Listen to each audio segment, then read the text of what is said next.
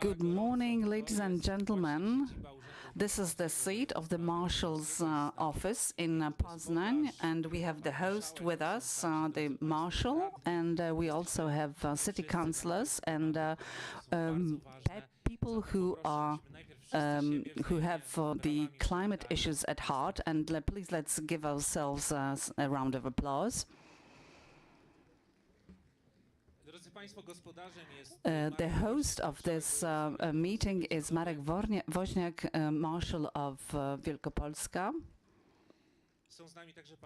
And we also have Jacek Bogusławski, the board member of Wielkopolska province.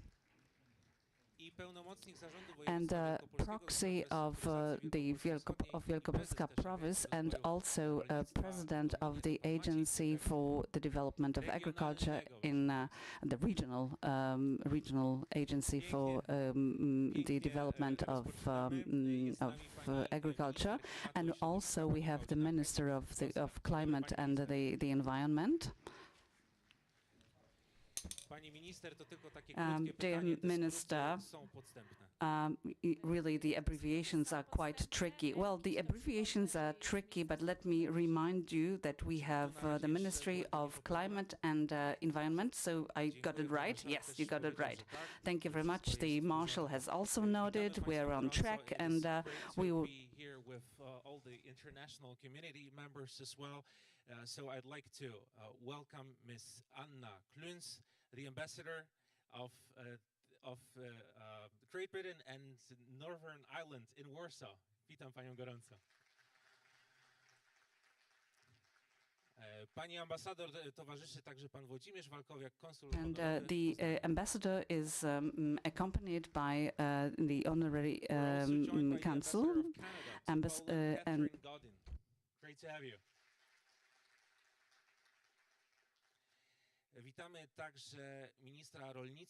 Let me also give a warm welcome to the climate to Mr. Axel Vogel, who is with us online from Brandenburg in Germany.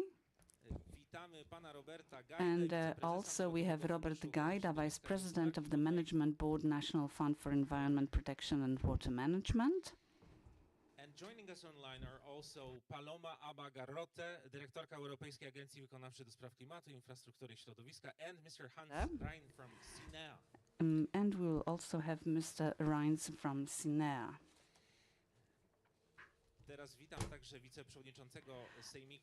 Let me also give a warm welcome to Mr. Marek Gola. And all the councils, please let's give them a round of applause. And the junior gathering of Wielkopolska, represented by a young generation here. Please stand up, show yourselves. The future generation of our local governments is here to come, and they're working on it. Program advisor from PPCA, Chris Radojewski. Mamy tutaj też lokalnego. Witam naszych panelistów I tutaj wymienię ich wspólnie. We have also our panel members here, and this is Dean Paweł Chórski, Piotr Woźny from ZEPAK SA, Jakub Gwit from Powit County, and the Polish Green Network representative. I would also like to welcome people from the regional government, and among the members of this Life After Coal project, please raise your hands. Let's see how many of them we have here. It's really working, and please give them a round of applause. And so I have also covered mayors of cities and towns from all the territorial administration, and we also have our partners and guests from both Wielkopolska and the country, and also from outside of Poland, representatives of regional environmental protection institutions and self-government units. I would also like to give a welcome to representatives of the Poznań universities and our Polish and foreign co-beneficiaries of Life After Coal project, and representatives of different marshal offices from all over Poland. Please raise your hands. Here we have a nice delegation, and from Subcarpathian, Opole, Western Pomerania, Wielkopolska, and other voivodeships. And Wielkopolska is greeting you.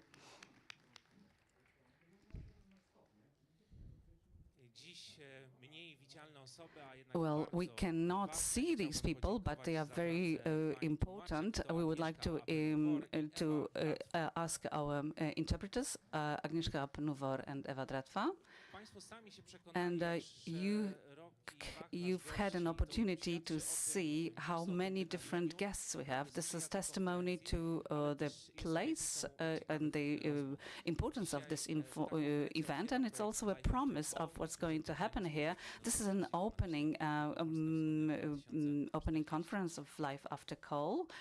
And as you can see, we have our panelists, and the marshal has told me that this is our panel table, and this is a good moment to give the floor to Marshal Woźniak.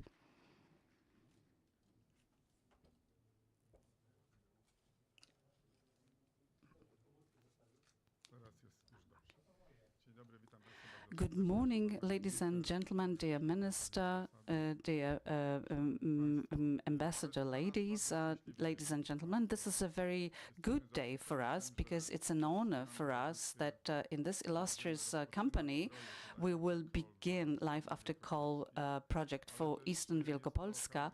Also, it's an opportunity to sign our access, our intention to access this amazing club that consists, the club that is called the Powering Past Coal Alliance. This is a group of regions and states and businesses that have declared cooperation, a dialogue and mutual support in order to better the climate.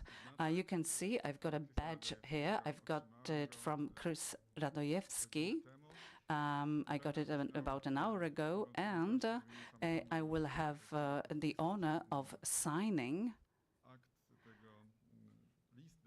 the declaration letter on behalf of Wielkopolska province, which joins this exclusive club, although one of the ambassadors said it's not exclusive, it should be as big as possible. Well, right now it is sort of exclusive, and the fact that Wielkopolska is the first Polish region joining it is just confirms the exclusivity. I am very happy to be doing this today in your presence in Wielkopolska and in the seat of Wielkopolska self-government. And well, I had an opportunity to sign it in December in Dubai during the football cup. Of course, the place was nice and kind of prestigious, but I thought that maybe it would be more effective and more spectacular to do it here. But this would not be so spectacular without the guests that we are having today, because the ambassador of the UK to Poland and the ambassador of Canada to Poland represent the initiators of this alliance. This started in 2017 in Bonn during the COP23, and they are the right people to accompany us here today. And I am very happy to have the Minister of Climate and the Environment, which means that we have started a time of good cooperation. She's also from Wielkopolska, which says something, but she also represents the government that we hope to cooperate with in the years to come.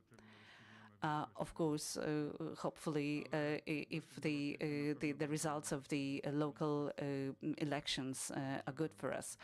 But we hope to cooperate with the government as partners. This is our hope, because we need to have a good alliance and we need good synergy between the government, the parliament and the self-governments on all the levels, especially on the regional level, where we are responsible for the development of the regions. It's been a long way. Let me just remind you that 10 or more years ago, we had a heated discussion in Wielkopolska about excavating more lignite near Gostyn Krobia.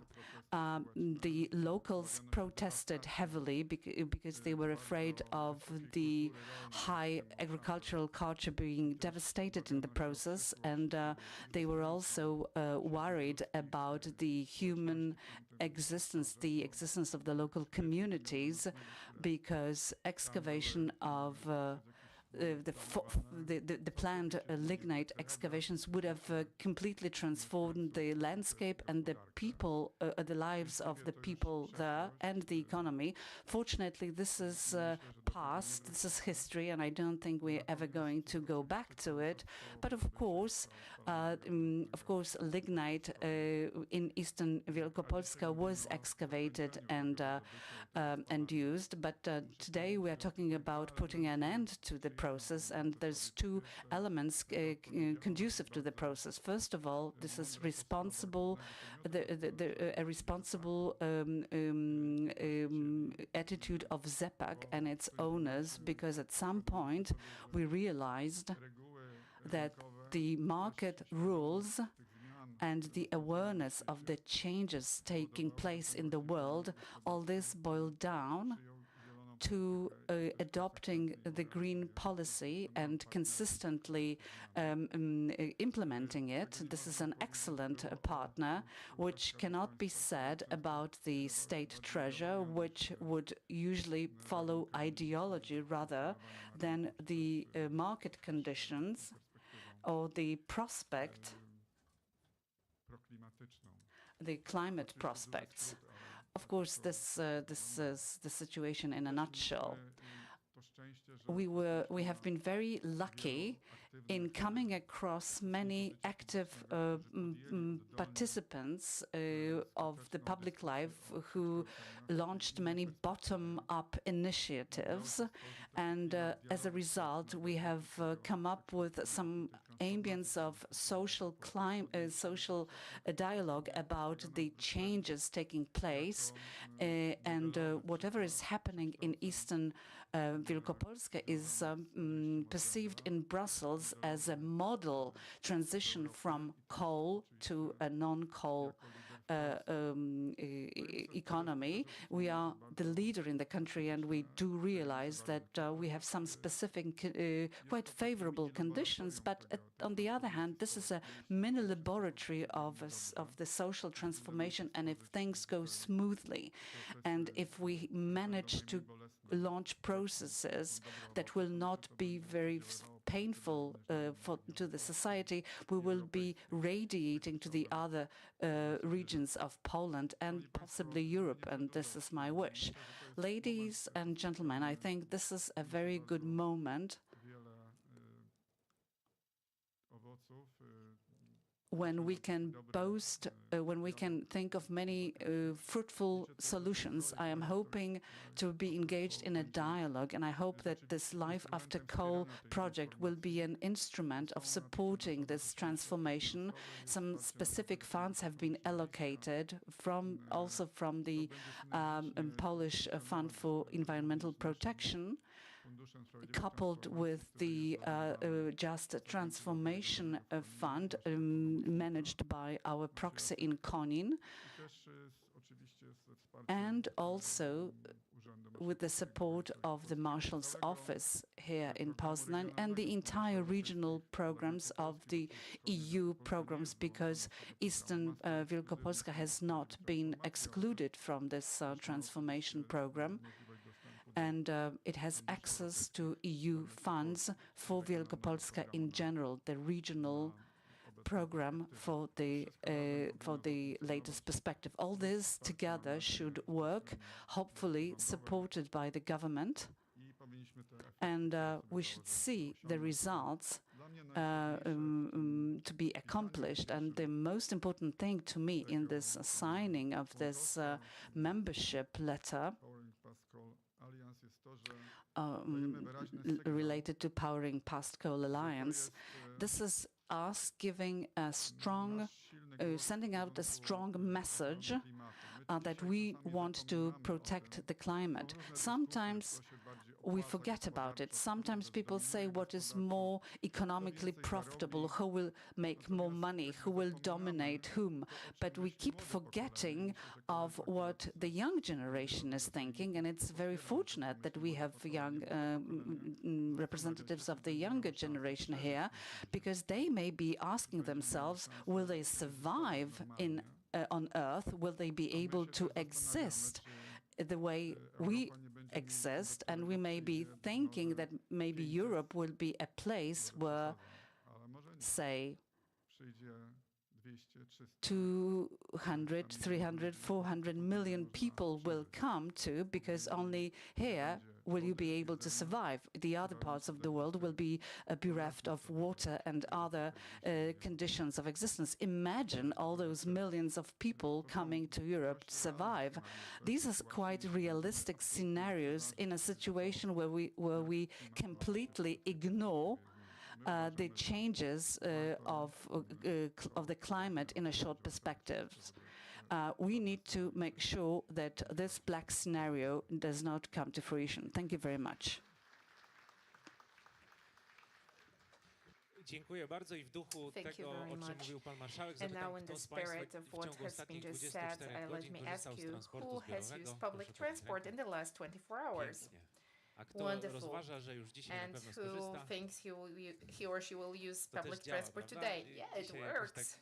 łatwiej podjąć It taką decyzję. seems easier to make this Dziękuję step za today. to. Pan marszałek wspomniał już o Thank pani you. minister, Marshall że jest mentioned Wielkopolanką, to ja the jeszcze minister wspomnę, that że she's jest from absolwentką Wielkopolska, and let me say poznańskich that uczelni, she's Uniwersytetu a Ekonomicznego i graduate of two Uniwersytetu imienia Poznań Adama universities, Mickiewicza. the W University Poznaniu of Economy przywitaję and go the gorąco Adam i Mickiewicz zapraszam jeszcze raz University. tutaj. Let's give her a warm welcome.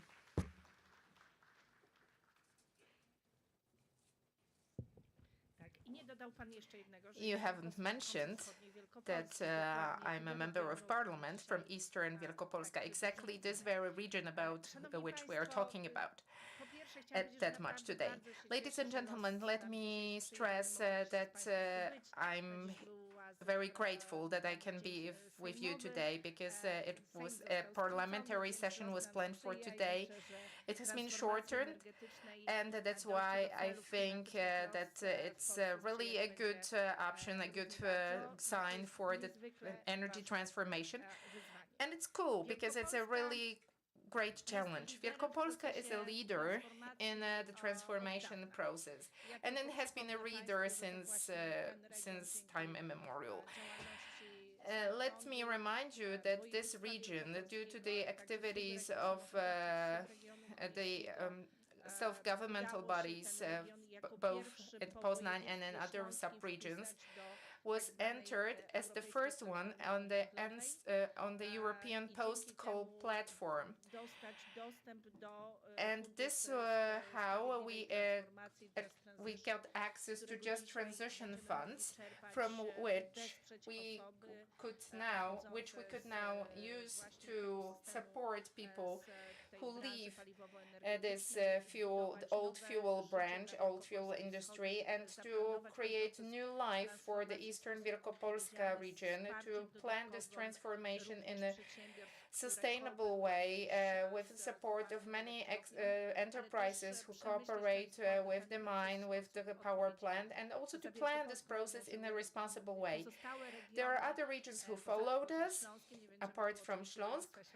Well, let us eliminate Śląsk, but of course this is the region the most involved in transformation processes, and then followed by Wielkopolska, who both reached for these funds.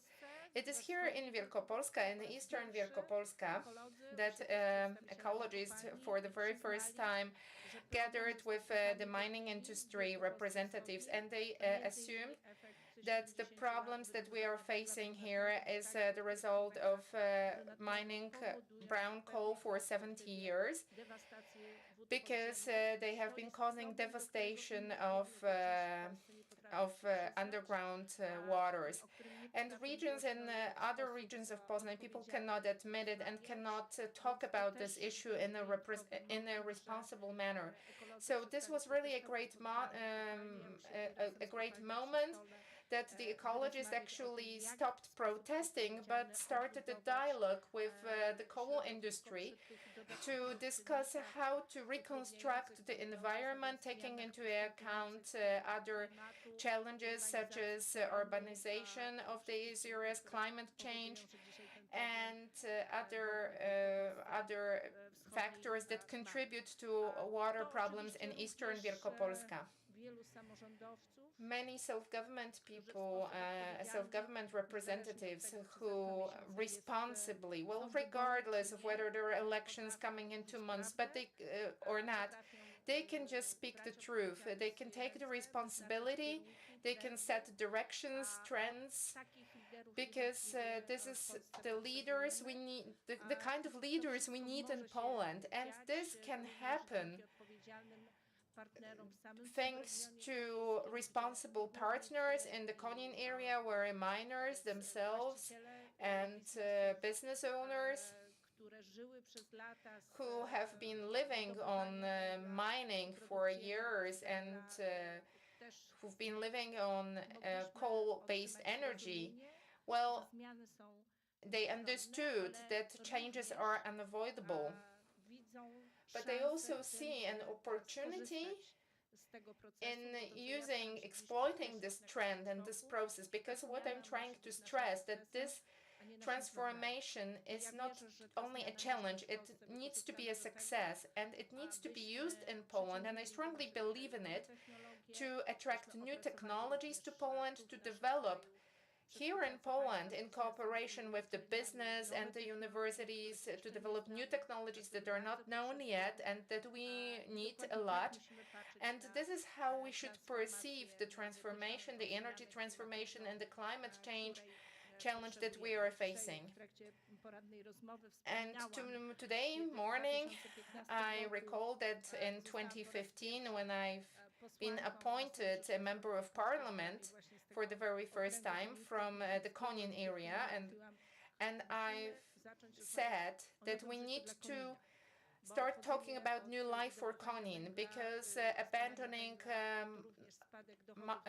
coal mining also means some drops in revenues for the local self-governments and for the local populations. And they said, don't talk about it, it's a taboo. It would ruin your political career. And I think this is exactly the thinking we should abandon, because we should talk about it openly, but at the same time listen to those who are afraid, and not just, saying that the problem is not existing.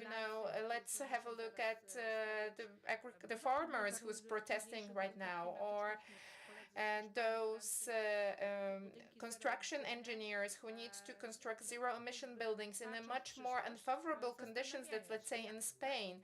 And they need to think about how to do it. This is a natural question that we keep on asking ourselves, and participation in projects such as Life After Coal in Poland gives us an opportunity for this dialogue.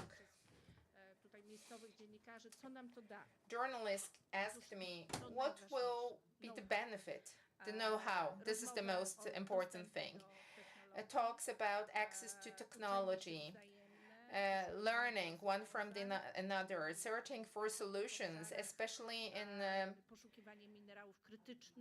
those areas, searching for critical minerals that will be needed for the transformation, for the components that will be very much desired on the market, to secure supply of these components that are needed for the transformation in an adequate amount.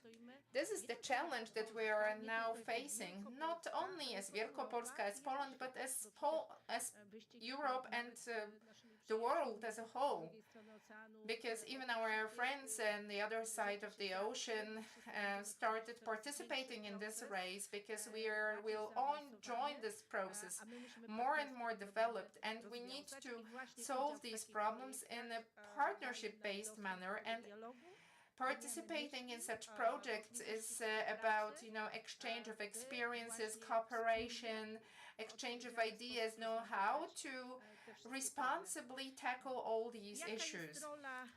What is the role of the government and the ministry that I'm representing right now in this very process? It is to support the regions, it is to support entrepreneurs, citizens, in the process of abandoning coal-based energy and reaching the climate goals. Because only by listening to the needs, we can actually respond to the needs and provide relevant funds, relevant programs, the right implementation, good legislation. Because without this dialogue with the partners, we cannot do it in a responsible way. What we are focusing on in the ministry, especially in the first days and the first weeks, is actually making up for the areas, especially in those areas. So in cooperation with the National Environment Fund, we are trying to make up for the implementation of EU funds. Unfortunately, we are facing situations where there are huge backlogs and there are huge gaps in our access to EU funds. But we keep on working, we keep on accelerating in implementing the National Reconstruction Plan, and maybe some good news will arrive to us from Brussels this year. We really need this money, and we need this for the very transformation process. Another program that we keep on implementing in this the Phoenix is the Cohesion Fund. So this is to provide us with funds of either subsidies or loans to accelerate the transformation process. And this is how I see the ministry's role. And of course, it's also about improving the programs, because you've certainly heard about the heat pumps not efficient enough and flooding the Polish market, because the quality of products and programs delivered to the market is also decisive to the final success of the program. And it's this problem that I've mentioned is just for a narrow branch, but we need to cater for quality overall. So one of my first decisions was to start certification of heat pumps in Poland, so that we could actually use only quality equipment that would help our citizens and not just undermine the trust in our in the state as we offer inefficient solutions. This is a challenge to keep on quality, a challenge for Poland, for Europe, for the manufacturers, because with this fast-paced progress, it's so easy to lose this quality. And these are just examples I've been mentioning, but this is also about trend setting, and this is how we perceive the ministry's role and the role of the National Fund as one of the tools to implement the policies, creating trends where they are not yet there. Of course, there is the progress and transformation has been widely promoted, and Wielkopolska is just doing another milestone.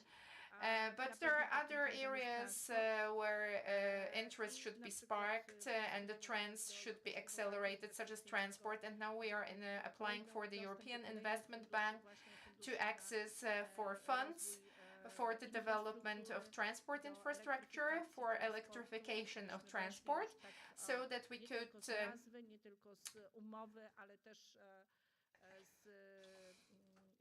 w ramach działań, żebyśmy wbili się w tą sieć So we could access the TEN-T network, not just by its name, but actually join it and to use this true low emission and zero emission means of transport in Poland. But also additional funds for the development of fleet. This is about, trend setting, sparking interest in the change, showing that the change is possible and supporting it in a responsible manner. And I see that this is something we'll be doing for the next month and the years to come. This will be our priorities in the ministry. But let me go back to the very beginnings of my talks. We won't do it without responsible partners. We have such partners, and I'm really happy about it. We have self-governments at voivodeship level. Wielkopolska is just one of the excellent examples. Local government units such as representatives of Konin commune, Powic commune, these are partners without whom we couldn't make this progress, because we are just the trendsetters. We are just there to support, but we won't make it happen. It is business, it is people, and it is self-government who need to actually walk this path in a responsible and safe manner to take care of each and every individual so that nobody is left out. Thank you very much.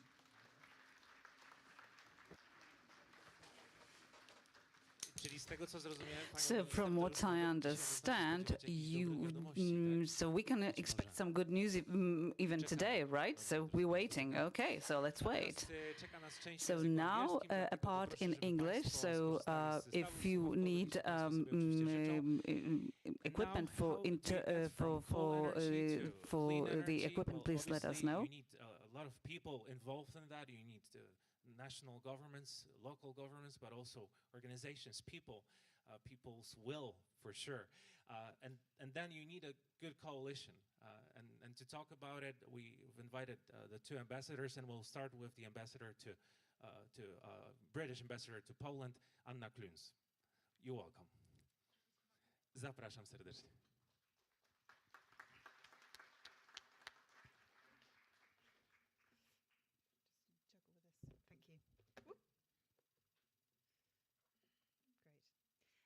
Dziękuję. No, that's fine. That's fine.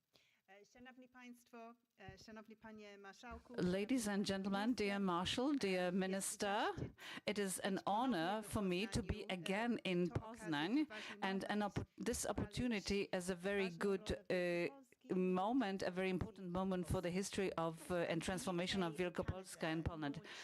Powering Past Coal Alliance, the PPCA, at COP23 in 2017. It's the world's first and only public-private initiative aimed at the phase-out of unabated coal power. And the PPCA has been a priority for the British Embassy ever since. In 2021, in the run-up to the COP26 in Glasgow, we focused on talking to local governments around Poland, and it was an absolute delight when the Eastern Wielkopolska region development agency signed up to PPCA, and ZEPAK became the first business partner within Poland. And I would like to start by congratulating both of you for leading the way. But of course, since then, net zero requires everybody and all countries to phase out coal, and global coal emissions reached an all-time high last year, and the year before last in 2022, driving CO2 to record levels. So today, I offer my very warm congratulations to Wielkopolska on joining PPCA and on your inspiring journey that has brought you this far, and will continue from today to manage coal phase out in a responsible and inclusive way. And I'd like to congratulate you, Marszałek, for your leading role in this region's just transition process. I know that, as you have said, there are many partners in this process, but every process needs a leader. And I hope that today's signing will encourage other regions of Poland and the national government to also become members of PPCA. The UK, we're proud of our own phase out of coal. In 1990, 67% of the UK's electricity production was generated from coal, and today it is less than 2%. We've replaced it with wind and solar power. We've got the largest wind farm in the world, producing 14 gigawatts of power. We've announced the biggest expansion in nuclear power for 70 years, and we believe SMRs could play a big role in that. We're part funding a consortium led by Rolls-Royce to develop their design for a secure and affordable modular system that could be helpful everywhere. And we're aiming for a complete decarbonisation of the power sector by 2035, a world-leading target. Phasing out coal is the most important step the world can take to combat climate change. And the PPCA today has now 182 members. Being a member opens opportunities to share good practice, to support each other, to shape your transformation policies and harness green technologies. It helps build cooperation between various actors, between administrations, businesses, climate activists, the third sector, to embrace the best solutions on the way to smooth and socially sensitive coal phase-out. And I'm convinced that Wielkopolska will benefit from this membership and be an inspiration to many others on this journey. So jeszcze raz gratulacje. Once again, I congratulate you. For leading the way. Thank you, Your Excellency. And now Her Excellency Catherine Gaudin, Canadian Ambassador to Poland. Great to have you, and let's welcome her with a huge round of applause.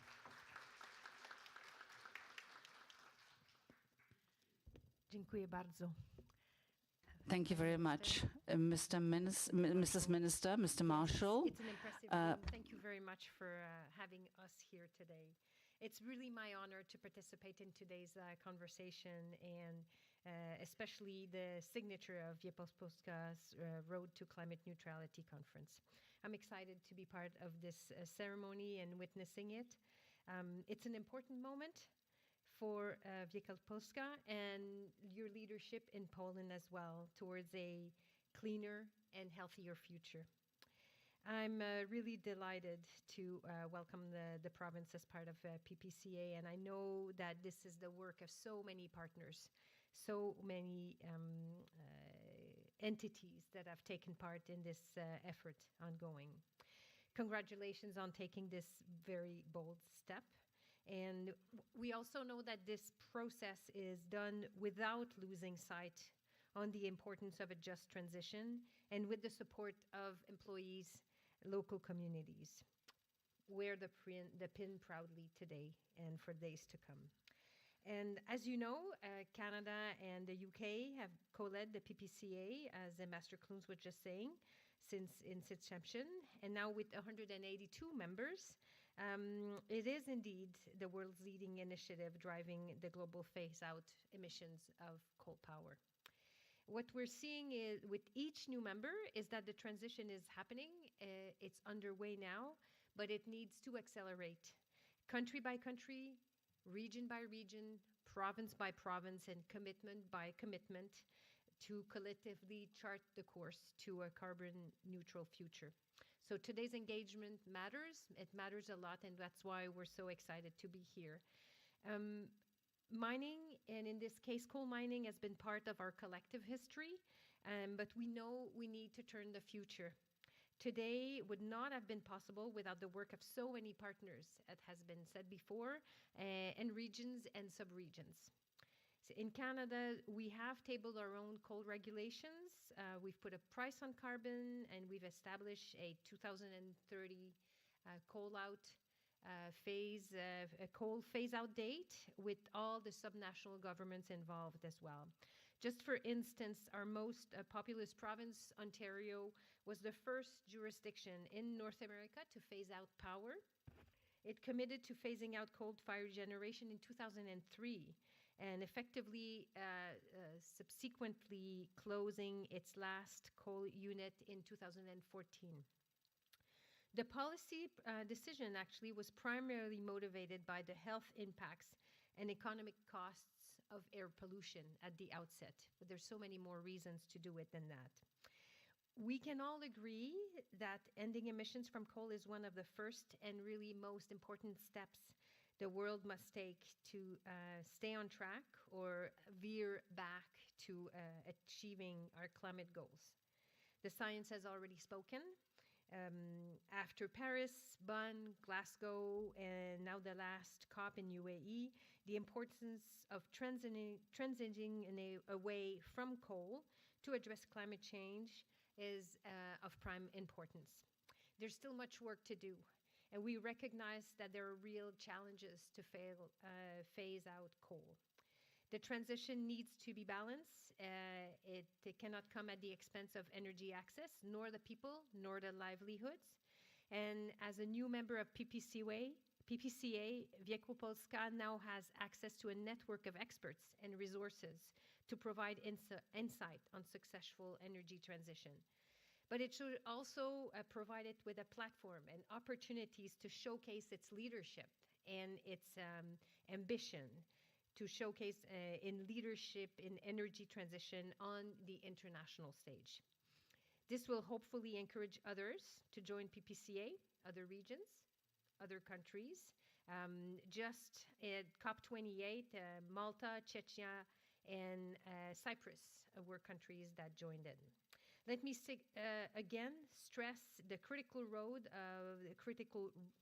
contribution, of partners everywhere in the province, and the critical impact that everybody can have in keeping our goals of 1.5 degrees Celsius alive. Thank you very much. Congratulations once again, and much success for the road ahead. Thank you. Thank you, Your Excellency. And now we'll see the video address of Paloma Abagarota, who is the director of CINEA. And then CINEA is also an organization that gives 60% of the funding to our project, Life After Coal. Minister, Honorable Marshal of Wielkopolska region, dear ambassadors, ladies and gentlemen, I could have valued the opportunity to be present in person today for the launching conference of the Life After Coal project, but unfortunately I was not able to travel. Instead, I am honored to share this moment with you through this video message. Today's event comes at a very timely moment while Europe is raising its ambition on climate neutrality. In this respect, Poland plays an important role in achieving Europe's ambition to cut greenhouse gas emissions and to reach climate neutrality by 2050. In particular, Wielkopolska is a major coal region with its open pit lignite extraction and power generation, and it has been one of Europe's regions with the highest CO2 emissions. I am pleased to see that the transitions towards carbon neutral economy is already well underway in your region and at a rarely seen pace. I am impressed by your strong dedication and ambition to become a climate neutral region by 2040.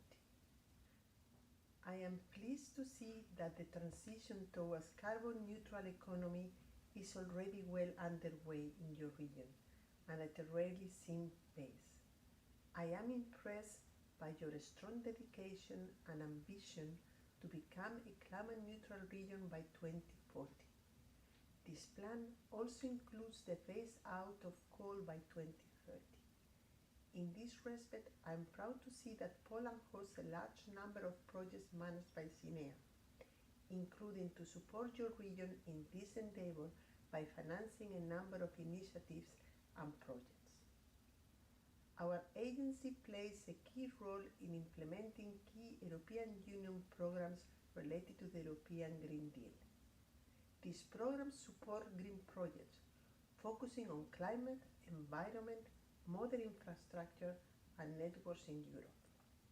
Our total funding allocated to Poland since 2014 amounts to a total of over 8 billion euros. And I'm happy that the EU Life program is an active part of this process. The Life After Coal project that we are supporting today with over 10 million euros will play an important role for the implementation of the Wielkopolska regional strategy for climate neutrality by 2040. We hope this support will ensure that all actors will be in a position to facilitate this transition.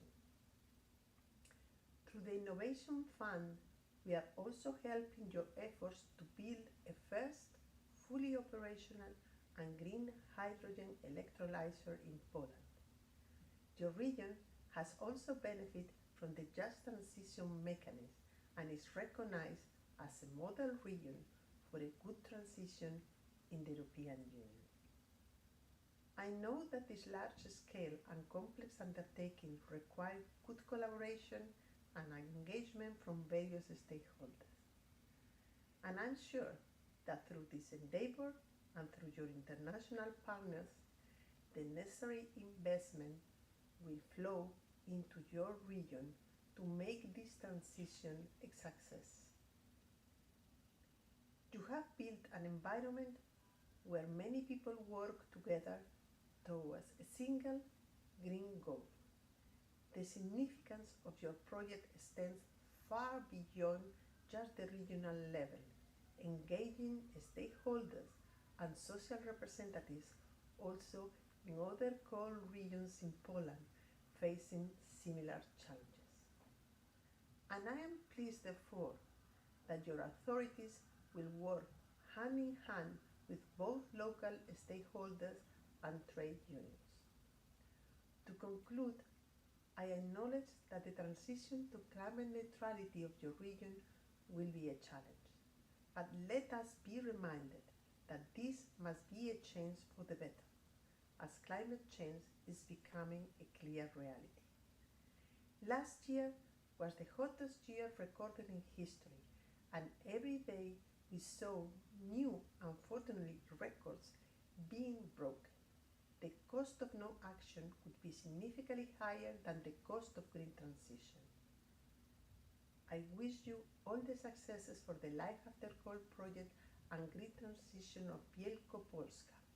Your project will be an incentive and a model for other coal regions in Europe and beyond to follow.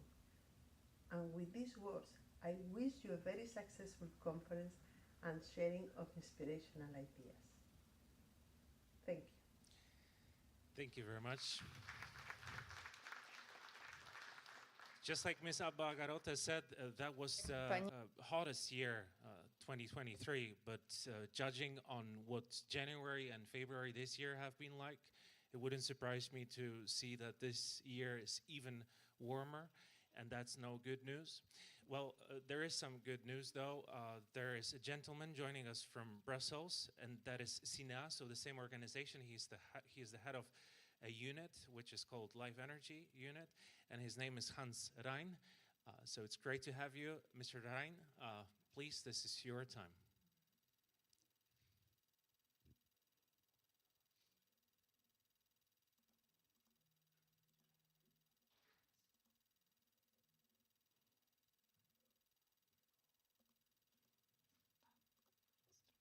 Mr. Rein, I think you would need to unmute yourself. Thank you, yes. Yeah, that's perfect. You are on, and we're listening to you.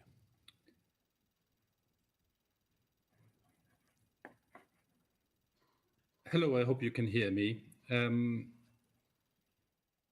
Yes, we do. Honorable Madam Minister, Honorable Mr. Marshal, dear ambassadors, ladies and gentlemen, I would like to thank you for organizing this event and for inviting me to speak on this occasion.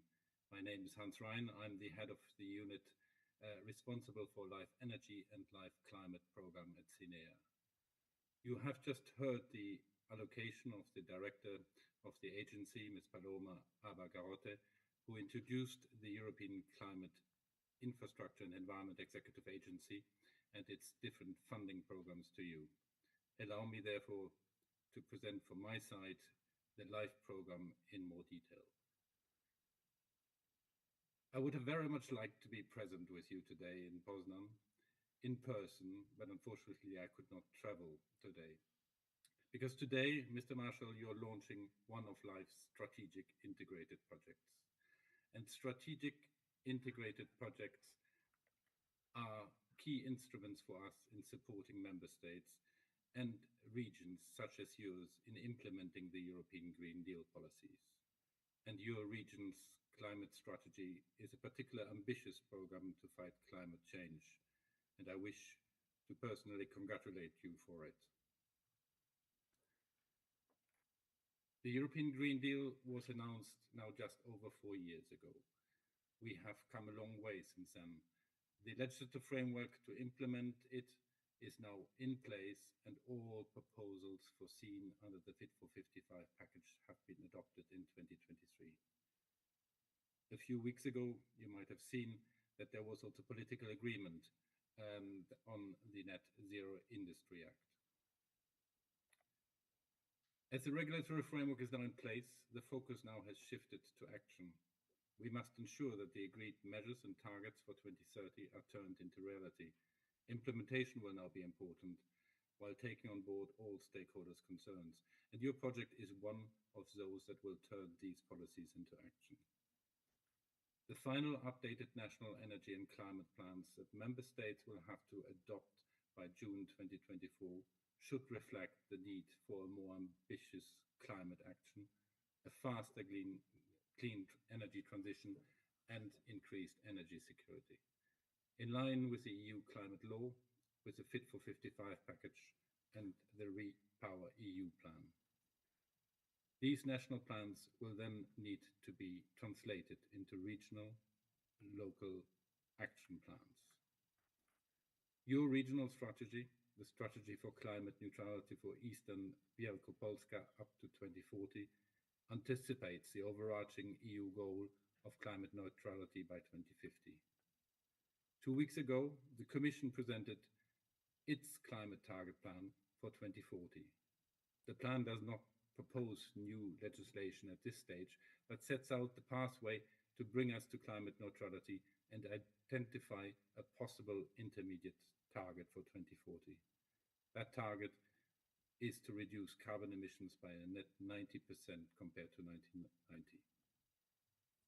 It is in this context that your project has a rightful place, and I'm happy that the EU, through the EU LIFE program, can contribute to the implementation of your regional strategy. Your region will join other ongoing LIFE projects in Poland. There are 7 in total, who are already part of our program. They are focusing on other important Green Deal priorities, be that addressing air quality, saving wetlands, or fostering better river basin management. Poland, together with France, has therefore the largest number of strategic integrated projects implemented under the LIFE program in any EU member state. The total EU contribution for those projects in Poland alone is 86 million euros. We are very pleased to be supporting Poland in this way. The transition away from coal as a main energy source and as the economic backbone of your region is a particularly challenging one. We know that. It is about societal transformation. Your region is part of the EU Coal Regions in Transition Initiative, an initiative that will provide support to ensure that the clean energy transition is fair and that no region is left behind. The LIFE program has been supporting similar initiatives to yours in other member states that are also moving away from coal, such as Czechia, Hungary, and Ireland. The transformative process that your region will have to undergo requires support from all stakeholders. And I think all speakers have already mentioned this. This is a process that is not only a process affecting the economic sphere, but certainly attracting new industries is part of it. You have put this process at the center of your project, and we fully support you in that determination. So let me recall, Life Climate Strategic Projects promote sustainability, advance green technologies, and stimulate economic growth while empowering communities. Life Climate Strategic Projects also build climate resilience, and as your projects, and I'm very proud of that, they foster international cooperation by facilitating the exchange of knowledge and best practice, promoting good cross-border collaboration, and supporting the implementation of climate action at regional, national, but also at international level. With 42 partners, including local communes, associations and NGOs, foundations and academia, the ambition for your project and for your region to reach climate neutrality is timely. With these words, let me conclude, Mr. Marshall, and wish you all the success in this important and challenging undertaking. You can count on our full support throughout. Thank you for your attention. Thank you for your support. Thank you so very much for your support, and we hope to see you in person next time. We appreciate you taking this time and hope to see more to come. Thank you. Now we'll be moving on to Brandenburg, which is our closest neighbor in Germany when it comes to regions, or actually states, because Brandenburg is the region which is represented by Axel Vogel, the Minister of Agriculture, Environment and Climate Protection of Brandenburg. And we'll see a video about the activities of the state of Brandenburg to implement climate requirements. Sehr geehrte Frau Ministerin Hennig-Kloska, sehr geehrter Herr Marschall Wozniak, sehr geehrte Botschafterinnen, sehr geehrte Vertreterinnen des diplomatischen Korps, Honorable Minister, Marshal, honorable ambassadors, representatives of the diplomacy, representatives of the Polish government, embassies and marshal officers, ladies and gentlemen. I would like to thank you very much for the opportunity to address a few words to you at today's Life After Coal conference. As a representative of Brandenburg, which has the intention to work with you to phase out coal as soon as possible, and as a partner of the region of Wielkopolska, to be able to make its contribution. Einige Gedanken an Sie richten darf. Brandenburg hat, wie ganz Like Germany as a whole, Brandenburg has set itself the goal of achieving climate neutrality by 2045. This means that greenhouse gas emissions will be reduced to zero. This is an insane task. In 1990, we still had around 125 million tons of CO2, a very high concentration that we had already halved by 2020.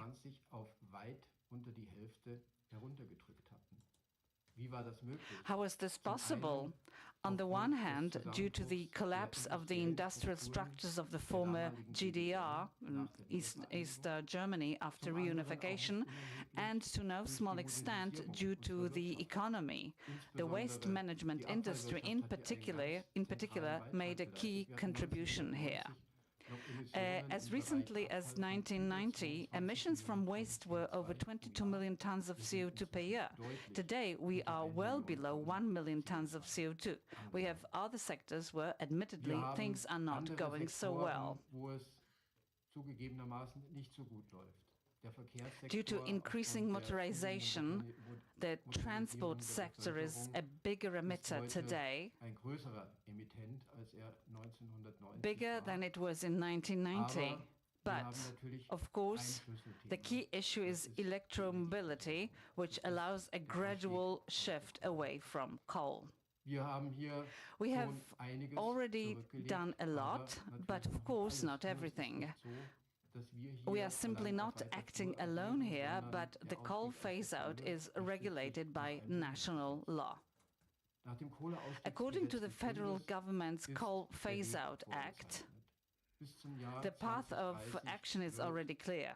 The Jönschewalde power station, which once had a capacity of 3,000 megawatts, will be history by 2030. In 2038, Schwarze Pumpe, with its two 800-megawatt units, or a total of 1600 megawatts, will also be history, at which point we assume that this particular moment will be the real transition away from coal in Brandenburg. But, of course, this will only work if the alternatives are also built when renewable energy is available in sufficient quantities. If photovoltaic systems are complemented by biogas plants together with wind turbines, then we'll be able to supply the required electricity at a good price all the time. As Brandenburgers, we have already created the preconditions for this.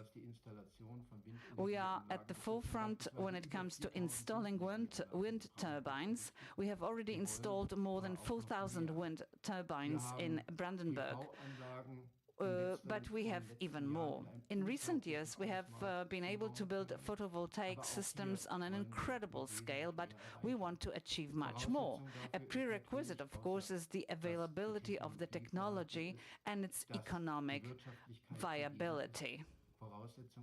Another condition is that the public agrees to that. This is why it was so important for us to create the possibility for local authorities to participate in the creation of national laws regulating the generation of energy from wind turbines and ground-based photovoltaic systems.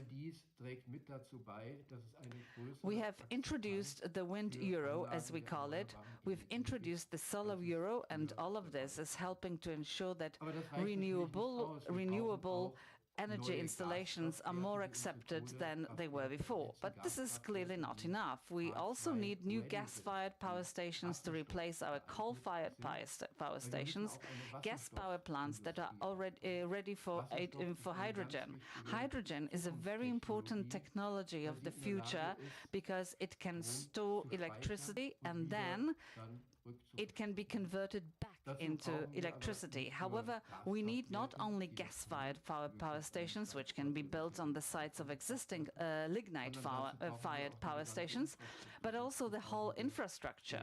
We need electrolyzers, we need a highline system, and of course, all this requires money, a lot of investment, and organizations that are already prepared to make these investments.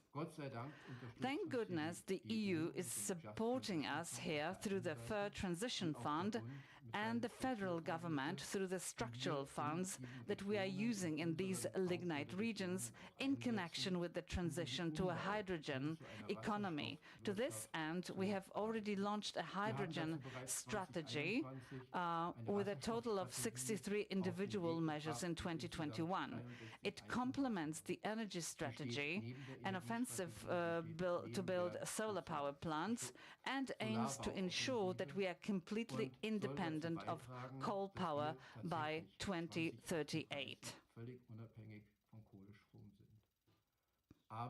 However, it is also about recreating jobs in regions that have been lost due to the phasing out of coal and creating new jobs. This works through EU and federal funds, but it does not work solely as a top-down approach. Yes, it is true that jobs are also being created top-down. For example, the new chip repair facility for Deutsche Bahn, the German railways, or the creation of a medical faculty, a medical university, which Brandenburg did not have before. But that's one side of the coin. The other is that, as with LIDA, where we are working out locally what the right and important investments are for the future, how we can actually create alternative jobs, how the region can develop a new vision of itself, that we have also created the appropriate bodies led and supported by the Lusacian Commissioner in our state chancellery. This Lusacian Commissioner, Dr. Freitag, is at your disposal at any time as a contact person to help you with your project. our stehen Ihnen project, jederzeit which als will be Ansprechpartner a zur great Verfügung, success. Auch mit dazu After all, beizutragen, Wielkopolska dass Ihr and Brandenburg Projekt, must unser work Projekt, hand in hand ein großer because we Erfolg have a wird. huge task Weil am ahead of Ende us, which I think müssen Großpolen, we Ostpolen, can do quite Ostbrandenburg well Hand in together. Hand miteinander arbeiten, weil wir haben eine immense Aufgabe vor uns, We die can wir, do glaube it ich, quite gemeinsam well ganz together gut with bewältigen new können. ideas, Mit with neuen Ideen, new mit neuen projects Projekten, across borders, grenzüberschreitend, supporting each other, gegenseitig sich stützen, inspiring each gegenseitig other. sich inspirierend. Ich wünsche With auf this, dieser I Grundlage wish you Ihrer all a fruitful Veranstaltung heute conference and einen all the großen best. Erfolg. Dziękujemy. Thank you very much. Pan dyrektor mówił w swoim wystąpieniu sporo o wodorze i co ciekawe jest także Wielkopolska od pewnego czasu częścią Hydrogen Europe, a dosłownie 3 dni temu poznaliśmy laureatów konkursu Wielkopolska dla planety 2030. Wyróżniono m.in. młodych naukowców, a jednym z takich nagrodzonych projektów jest jeszcze autobus wodorowy Solaris Urbino 18 and one of hydrogen. the winners is the hydrogen-powered bus Solaris Urbino. No to proszę Państwa, wiemy już więcej o We wodorze, a know za more chwilę o about tym, co hydrogen, and now Narodowy let's Fundusz talk Ochrony Środowiska i about what Gospodarki the National Wodnej Fund w tym for temacie tutaj pan Environment wiceprezes Robert Protection and Gajda. Water Management Przywitajmy has to gorąco. say about the issue. Let us welcome Vice President Robert Gajda.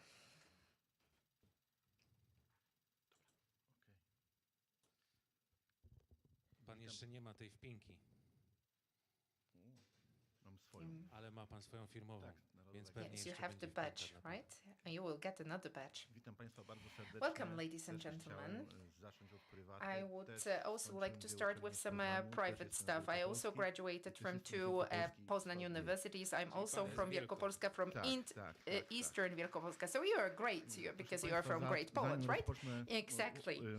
Well, before we start with the support of pro-climate action in the fund, I would like to present a pilot project by myself that I managed to implement in November last year before taking this post. Then I worked in a municipal sewage treatment plant, and with great support of the ministry and the main stakeholder in this initiative, the ZEPAC company, who greatly influenced the hydrological drought in our area. We decided we need to do something about it, and we created a pilot program from returning pre-treated water to reconstruct the level of hydrological waters in our region. So we succeeded in it. We signed an agreement 3 days ago. I've heard that Polish waters would like to expand this program to the whole Poland and to fight the drought in this way, which is not only a problem in Eastern Wielkopolska, this is a problem all over Poland. So I'm really happy that this will be continued. Many people thought that when going to Warsaw we'll forget about this project, but I will keep on piloting this project.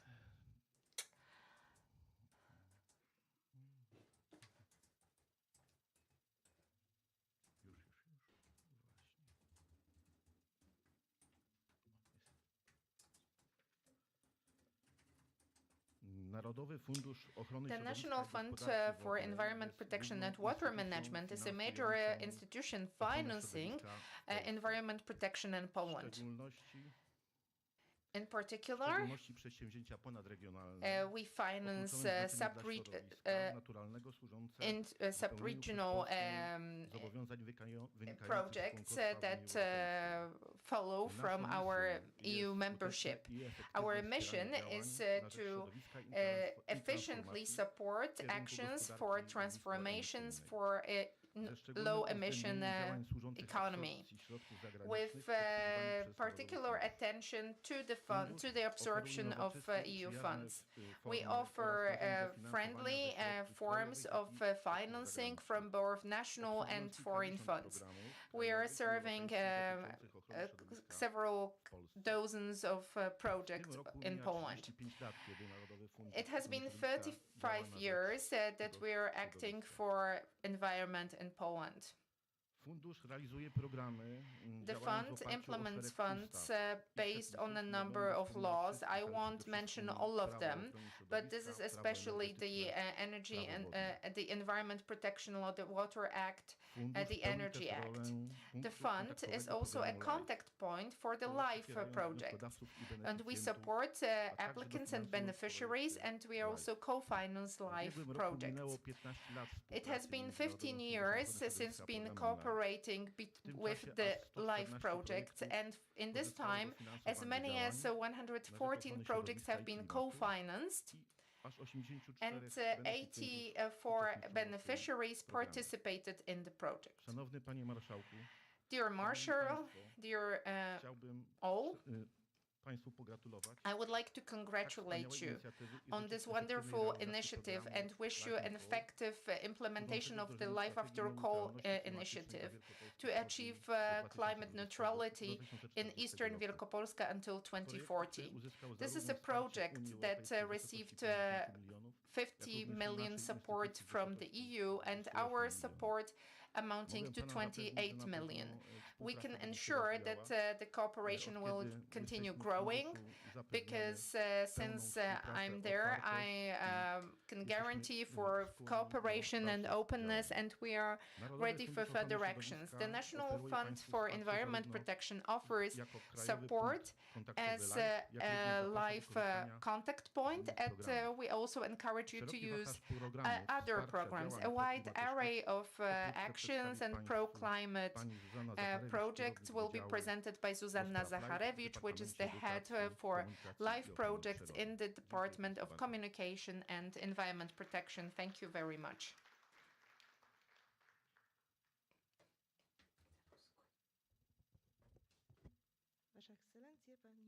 Dear Excellencies, dear Minister, dear Marshal, the main activities of our fund focus on financing and co-financing, both from our own funds and EU funds, all kinds of pro-ecological initiatives. And we're also the implementing institution for the second and first priority axis for environment protection action. We also implement the Clean Air program. We are also implementing the Stop Smoke, My Current, My Heat, My Water. These are all the projects implemented by the National Fund. There is also a project on General Poland consultancy for the public residential sector and in renewable energies. And we are also a contact point for the LIFE Poland project, and we implement tasks on the transformation of transport towards zero emission transport and or low emission transport. We are an institution, implementing institution for Norwegian funds. And we implement programs for the Modernization Fund, for the National Reconstruction Plan, for European funds for infrastructure, climate and the environment, the European funds for Eastern Wielkopolska, and the fund for energy transformation. And this is just to mention the major ones. Financing forms include subsidies, loans, remissions of debts, partial repayments of debts and loans, capital investments, or subsidies for interest on bank loans. Beneficiaries can include all kinds of entities. These can be self-government units, enterprises, research units, state administration, and individuals as well. Let me say that till 2022, the agreements covered costs of more than 300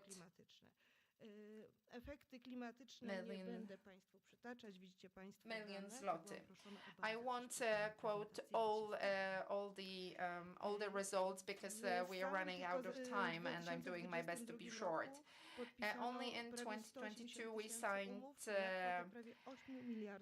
the agreements that you can see on the screen. This is the money that we've transferred to self-government, to business, to individuals.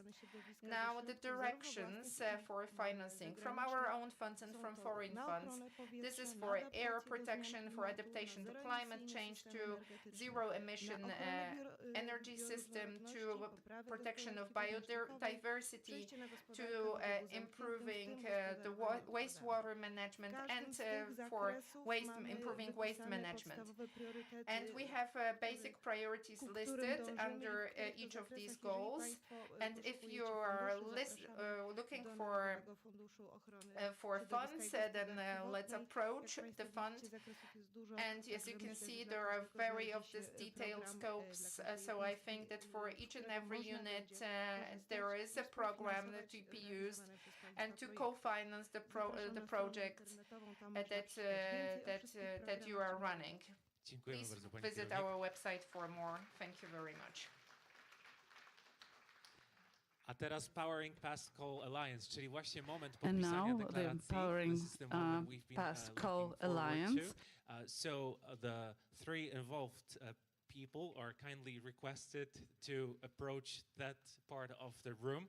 Zapraszam pana Marka Woźniaka, marszałka, panią Annę Kluns, ambasador Zjednoczonego Królestwa Wielkiej Brytanii i Irlandii Północnej w Polsce. I would like to ask the two ambassadors and Marshal Woźniak to leave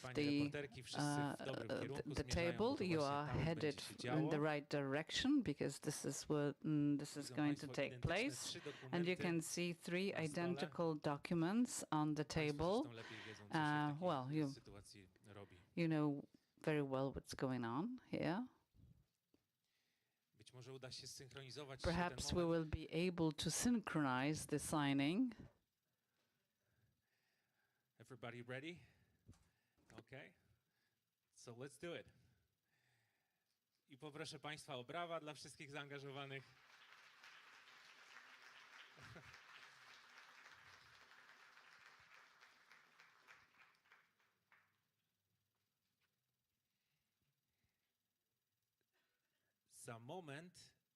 In a moment, we will show you officially the documents. I can see they have been signed.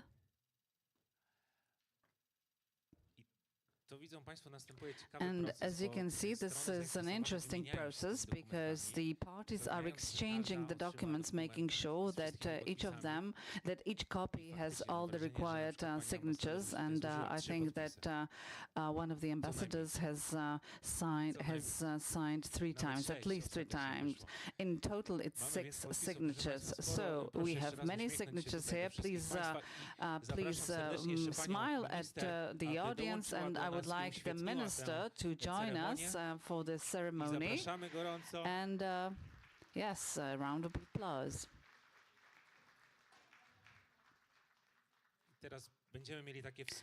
So we will have a joint photograph.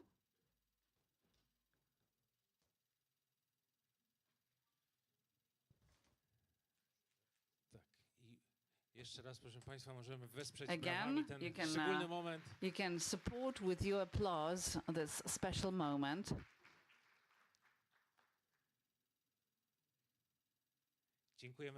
Thank you very much. Now I would like to ask you all to take a few steps forward so that you are in front of the stage, so that you approach this space, and then you can take one more extra picture, all of you. Yes, with the papers. Poproszę jeszcze panią minister, także państwo we czworo jeszcze. So the 4 of you, please step forward so that we can take another picture. Never enough pictures.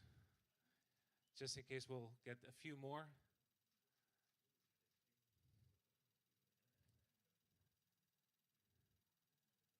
Okay, mamy to, drodzy państwo. Okay, we've got it. So this has happened. Thank you very much. The documents will be put away. Thank you, Minister, for joining the parties. And let's go back to the conference. What would you say to a 15-minute break? Who's in favor of? Please raise your hands. Who's against? Who thinks that we should continue working? Who's abstaining? Okay, so here, please come back in 15 minutes' time at 11:40, where we will have a discussion panel on the energy transmission in regions, and we have very interesting panel members, so you are warmly invited. And you can have coffee on the floor above.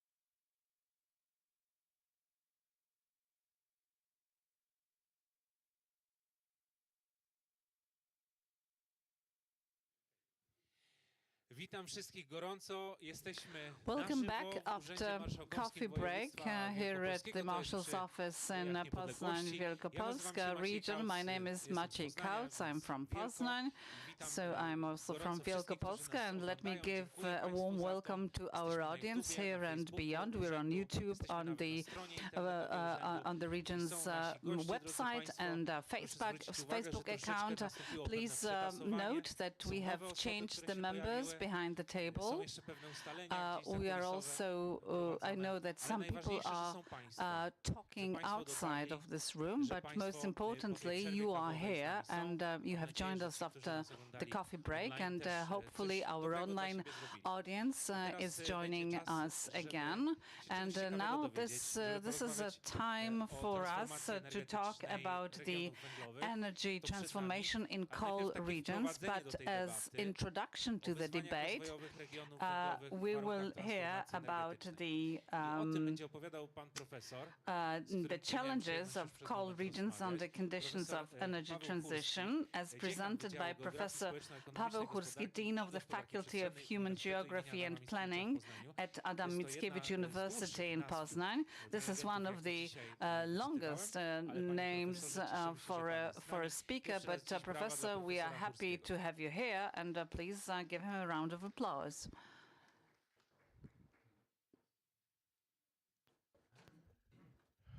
Panie Marszałku, Dear Marshal, szanowni państwo, ladies and po gentlemen, pierwsze, bardzo dziękuję, let me że start by wydział, który thanking reprezentuję, został zauważony i poproszony for o to, aby taking notice of the uczestniczyć w tej department that I debacie. represent and for inviting us to this debate. And so I have prepared some kind of introduction to the debate based on a very important project that will lead the region of Wielkopolska to climate neutrality.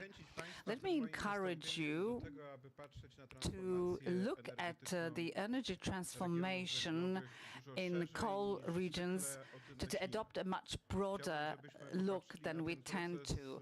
Let's look at this process in a broad perspective, in a long-term perspective, in an integrated way, and also area.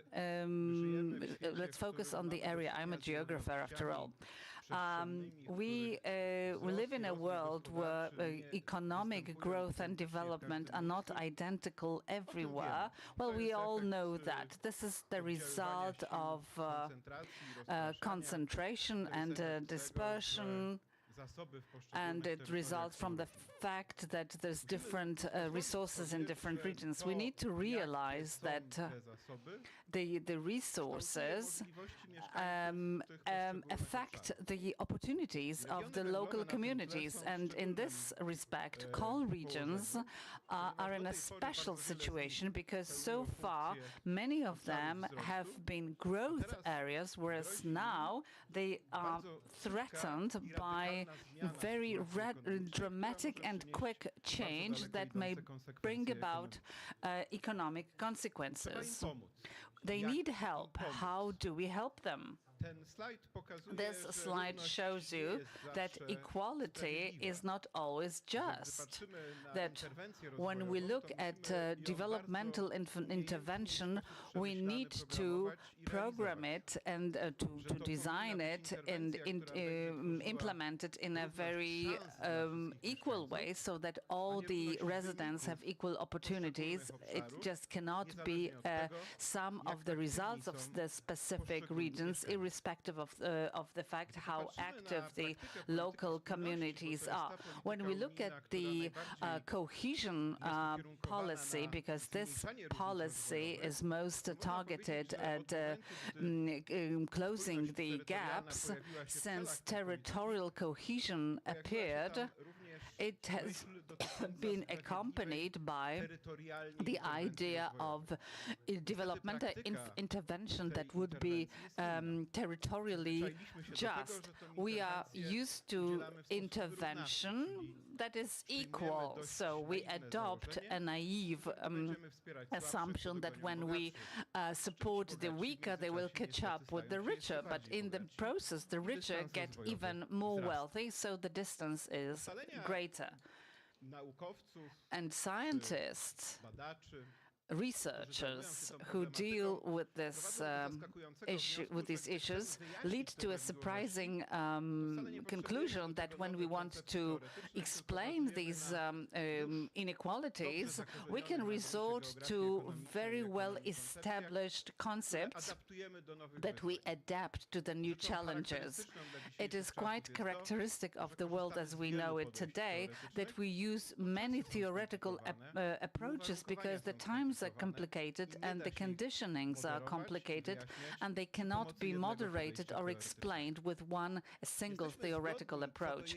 We agree about one basic thing, that we need to intervene in a way that is territorially targeted. The world is not flat, and an approach that in which we assume that one size fits all is not effective. First, we need to recognize, identify the resources, and then tailor developmental intervention to it. And here comes the importance of the territorial factor of development. This is the domain of geographers, whom I represent here, and they draw the attention to the fact that the geographic environment is very diverse, spatially diverse, and that intervention needs to be tailored to this specificity of the specific areas.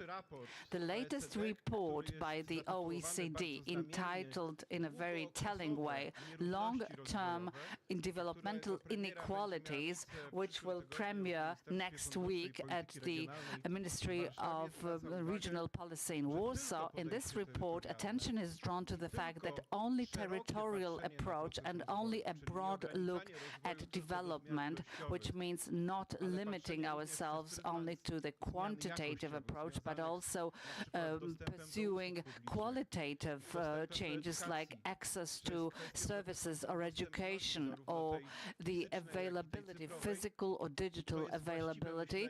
This is the right thinking about how to pose the developmental challenges that we are facing. And there's a lot to do. These two graphs show you that the intervention within the cohesion policy has brought about some convergence between countries. You can see that the Polish economic growth trend is unquestioned, and it has not been slowed down by different shocks that came to Europe, like the credit crunch. But the graph on the right is quite sad, because once we have, it shows that we also have some divergence in the five most powerful regions in Poland, which contribute more and more into the development of the country. So something is not working. So in my opinion, we need to go down below regions, because the regions, as we know them in the administrative division of Poland, and several maps here show you what my team has come up with. Please pay attention to the far-reaching diversities, disparities, and they are quite lasting, because the research was carried out in decades, decade after decade. So the latest delimitation of the areas of Poland shows that if we adopt as a unit a functional area, and I will strongly recommend this, then we have an even more complicated picture of the diversities. Why these areas? Because if these developmental changes occur on a local level, so we should come up with legal instruments that will enable us to cooperate on a local level, and then we will better respond to the specificity of the specific areas. And this has been confirmed in the the latest cohesion report. The 9th is about to be published, but this high-level group report that was published 2 days ago, it shows us that we need to be targeted at the residents, that this is the right way of looking at territory. And having all these conditionings in mind, I try to think about the development of the specific areas, including the mine areas, so that we integrate the resources and the local capitals according to the territorial capital concept. Resources that intertwine and come up with a unique environment. It is very important to look for the territorial capitals in functional areas to underpin the local relations and to create conditions for local or regional development. I have also bad news. The development that has been taking place in a complicated way in space is juxtaposed with very negative trends from the outside, some mega trends of global nature.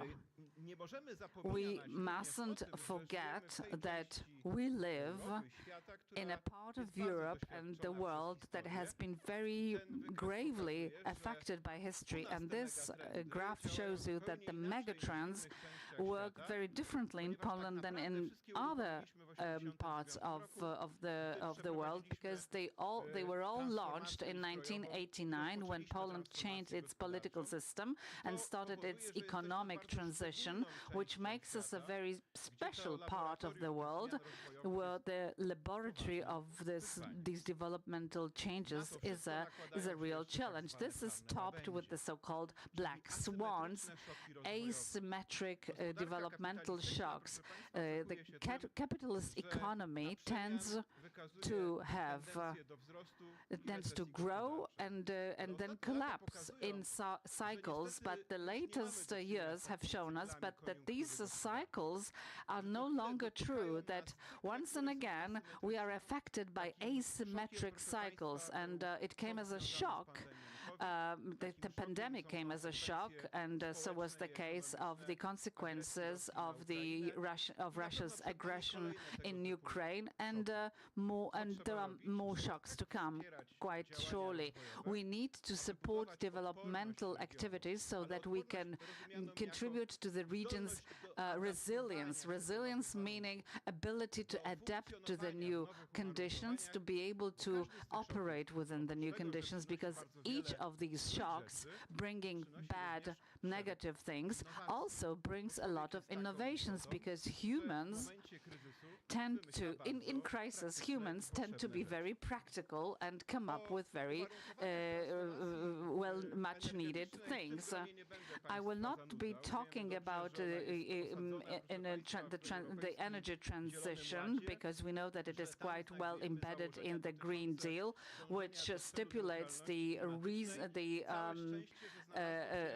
goals, and fortunately the package includes also a way of thinking that this transformation needs to be socially just.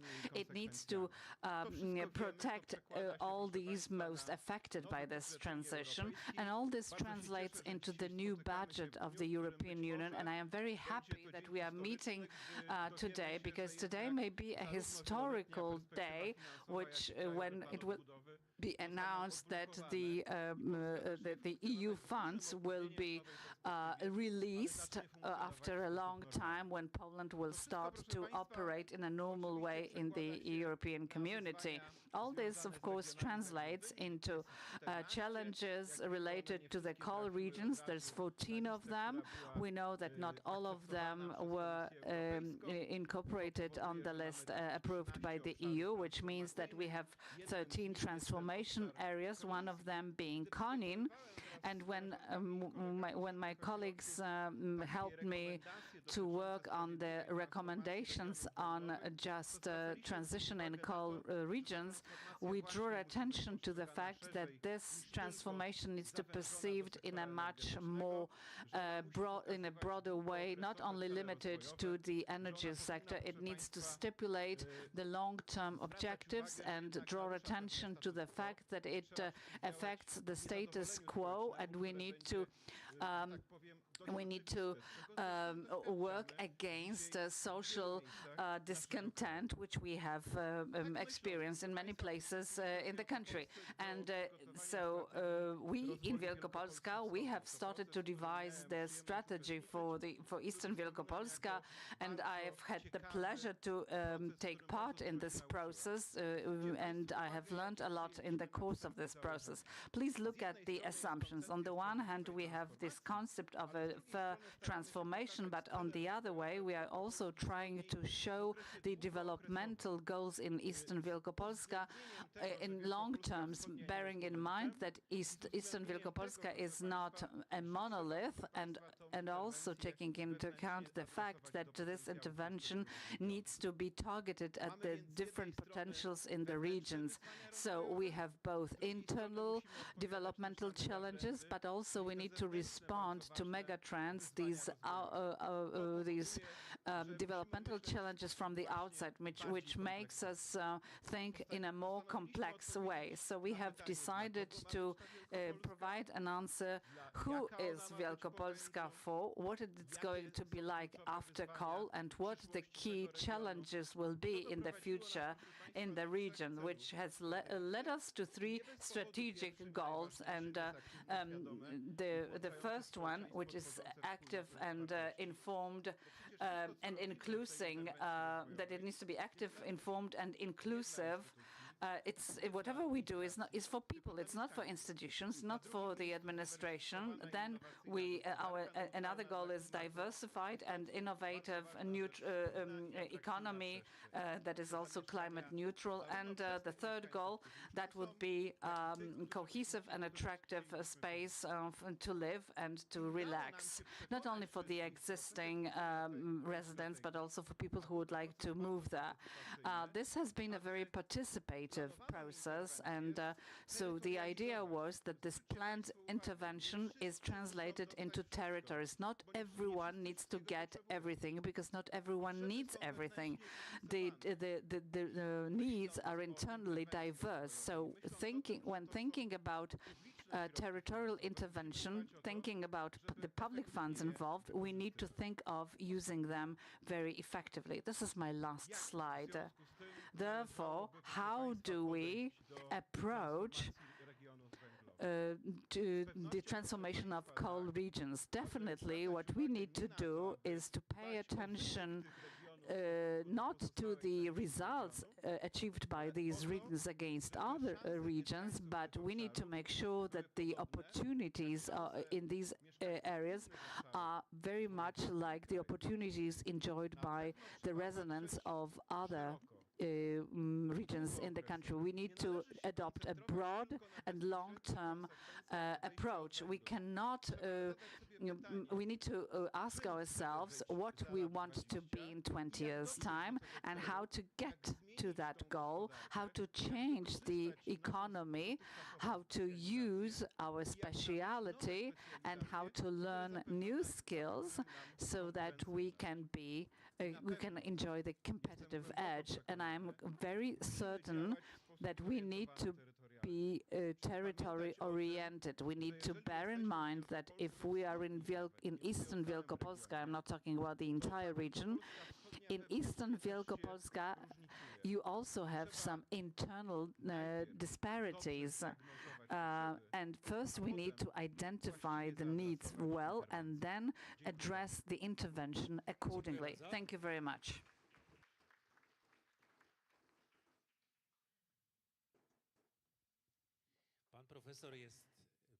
Professor is our first panelist. It's Professor Paweł Hurski. He has already been presented. Now I have the pleasure to present Maciej Sytko, their representative of the region for restructurization of Eastern Wielkopolska, president of ERR in Konin.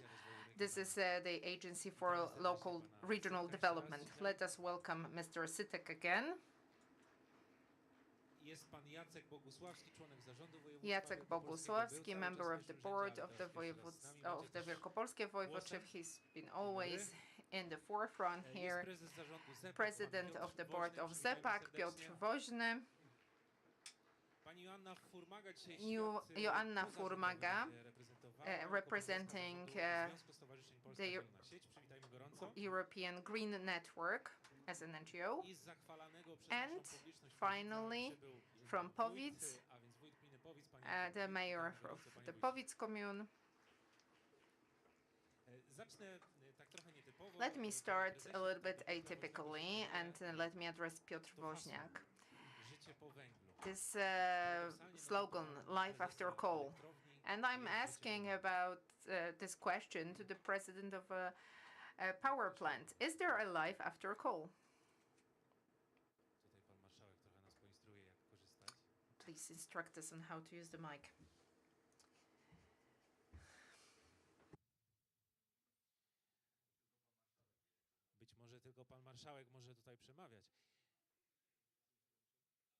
So maybe the marshal is the only one entitled to talk. Oh, we should switch the other one off. Okay.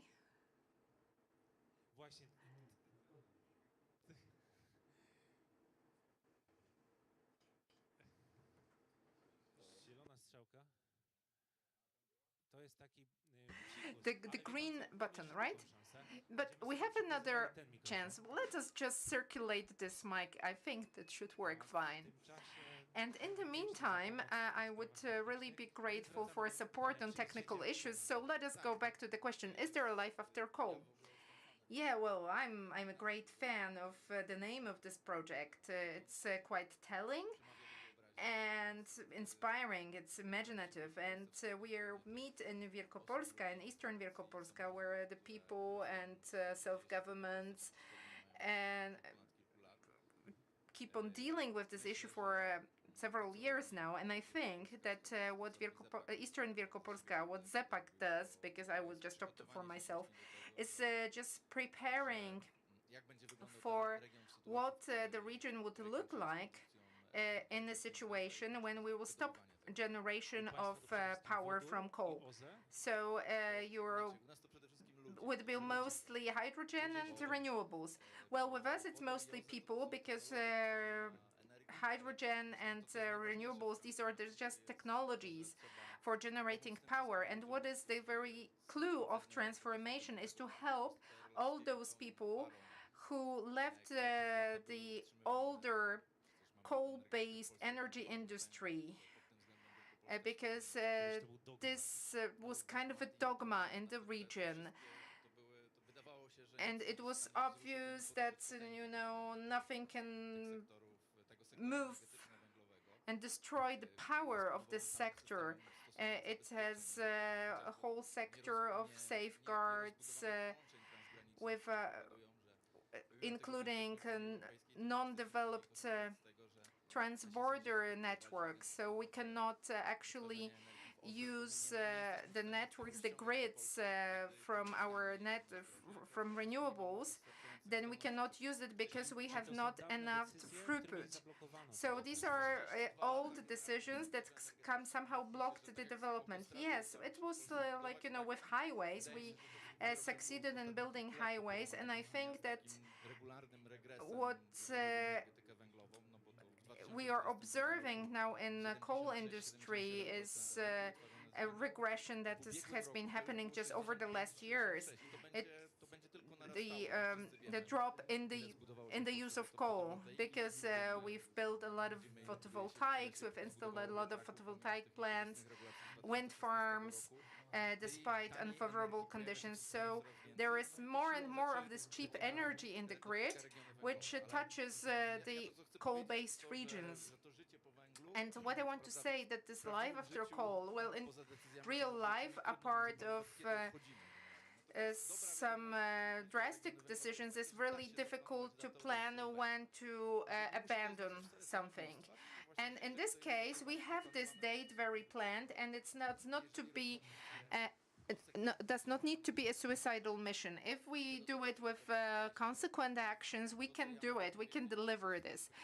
And what I can say from the perspective of my company is that when I took the post of the president of the board last year, we had more than 4,000 employees. Now it was reduced by 1,500.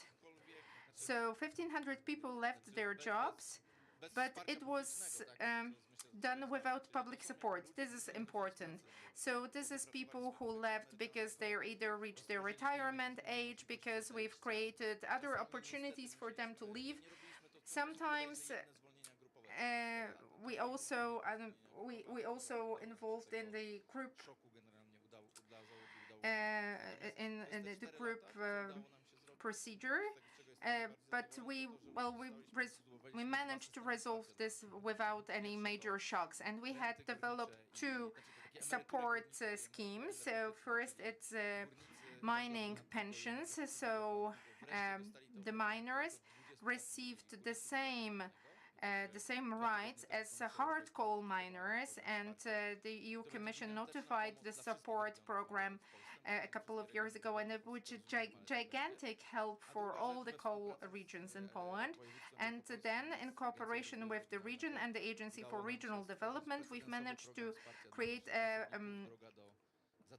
a program for employment in life after coal, and 200 people from our company who've been working with coal, they would benefit from EU support. So it's about 150,000 zloty subsidies for changing qualifications. Could you please repeat the amount? About 150,000 zloty per employee. That's impressive money. Now, Maciej Sytek, could you please respond to this? This is one of the projects that the president just mentioned, and he also mentioned that it's about people, not technologies. And I would also like to ask you about this very human dimension. Let me now make a reference to what Professor said and what the President said, because we need to be aware that the picture that we've seen, what is the difference between justness and equality, this is quite telling. Let us imagine that we have a commune in which 400 people work in ZEPAK. 400 people, well, translating it into families, let's say it's about 1,200 people. And all of a sudden, they lose a job. For the whole Poland, it's maybe not very significant. But for a commune in eastern Wielkopolska, this is a gigantic drama. If this is a commune of 10,000 people, and this 1,000 something loses, let's say, 5,000 zloty as a result of job loss, then all of a sudden we are missing 2 million zloty. So this is 2 million zloty that is not spent in other small businesses. So what the professor said, that we are very easy to perceive the EU funds, that they all should be equal, that there should be equal access to the funds. So if in Wielkopolska an entrepreneur can get a startup benefit of 45% of the value of the project, and the same, let's say, would be applicable to Poznań and Eastern Wielkopolska, it's not just, because in Poznań we have 120% of the GDP, and in the other area only 60%. And according to the latest data, the growth in GDP in Eastern Wielkopolska was about 2-3%, and in Poznań about 11%. So the richer get richer, and the poor get even poorer. So we are losing a great opportunity for the whole region, because the resources, flats, people, buildings, everything that is in Słupca, in Koło, in Konin, in the small commune of Kleczewo. This all make people to lose their perspectives. And what President Woźny said, the people covered by the subsidy, state subsidy, together with these holidays, it would amount to 300 million, right? Yeah, 300 million zloty all together. Let's imagine that this money does not disappear from the market. It is still in this space, and we won't have secondary unemployment. We are not losing these resources, because if this collapses, then, well, you can go to Wałbrzych, because Wałbrzych was reformed this way in the 1990s, and it then required a lot of support. Thus, the complementarity is so important. You've been warned that I can continue on talking and talking, but we have the Just Transition Fund,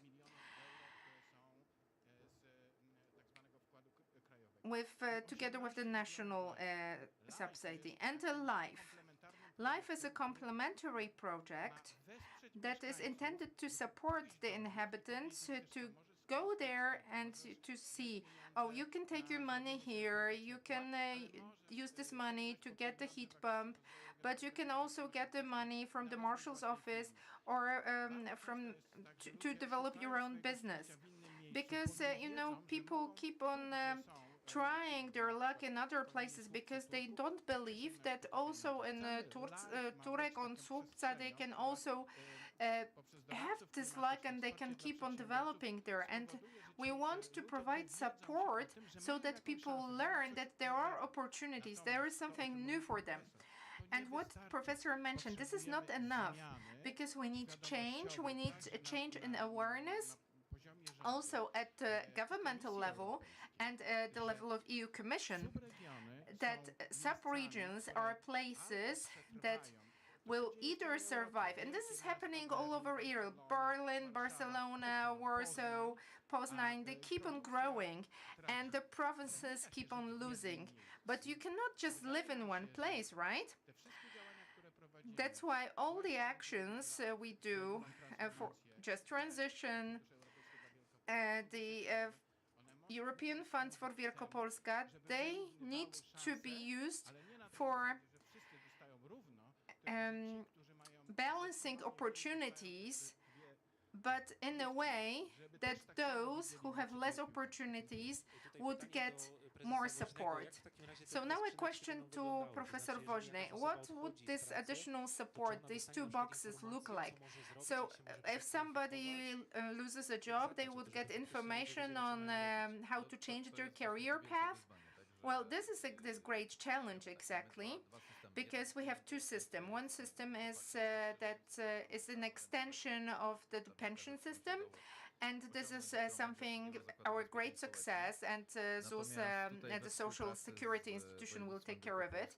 And then cooperation with the region and their Agency for Regional Development, we also selected, as far as I know, 3 operators, and their task, together with ZEPAK, because ZEPAK knows the actual people, and they have, trust, and people have trust in ZEPAK, they all have the HR documentation. So it is our role to facilitate the operators to get to the people, to present them the options that are open to them. So it's kind of consultancy. Yes, kind of consultancy, but done in a very active manner. So there is some kind of practical attitude, and because we convinced the owner to give 1 million zloty to an employment in outsourcing, in searching employment after ending their employment with their previous place. So they've worked with corporate people in Warsaw, and they were shifted to Eastern Wielkopolska, where they should take care of people who have only been working in, let's say, mining equipment for 27 years or so. So it's a sudden clash of their ideas, right? Yes, and I think it's worth talking to them. It's not that we can approach the people who have worked for years in ZEPAK, for example, miners, and give them leaflets that says, take up a loan and set up your own business. I think you're risking your life. Okay, I would like to ask Marshal Bogusławski how to do that in a way different than just handing a leaflet.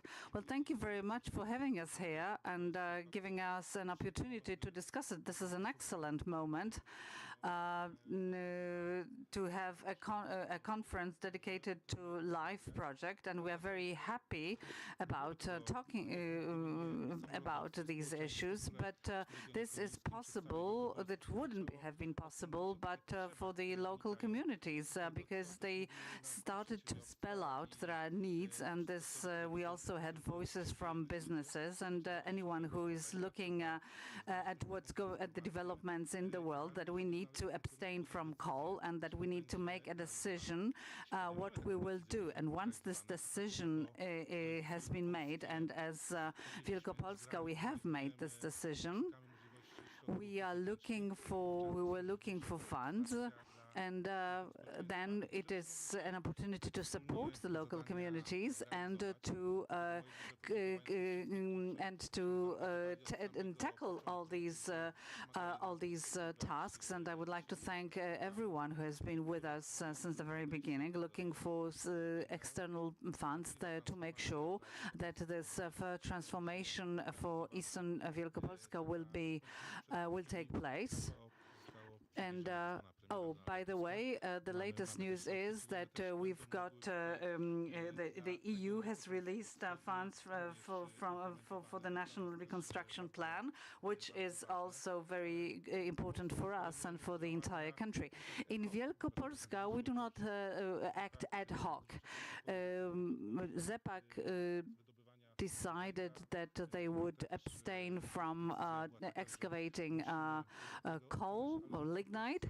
But these are strategic decisions. We have come up with something. We devise the strategies. We analyze all the areas, and then step by step we try to implement the steps, and also to look for funds for it. Marshal Woźniak has negotiated a very good budget at the EU for the new perspective. There's funds for the region, for Konin regions and transformation.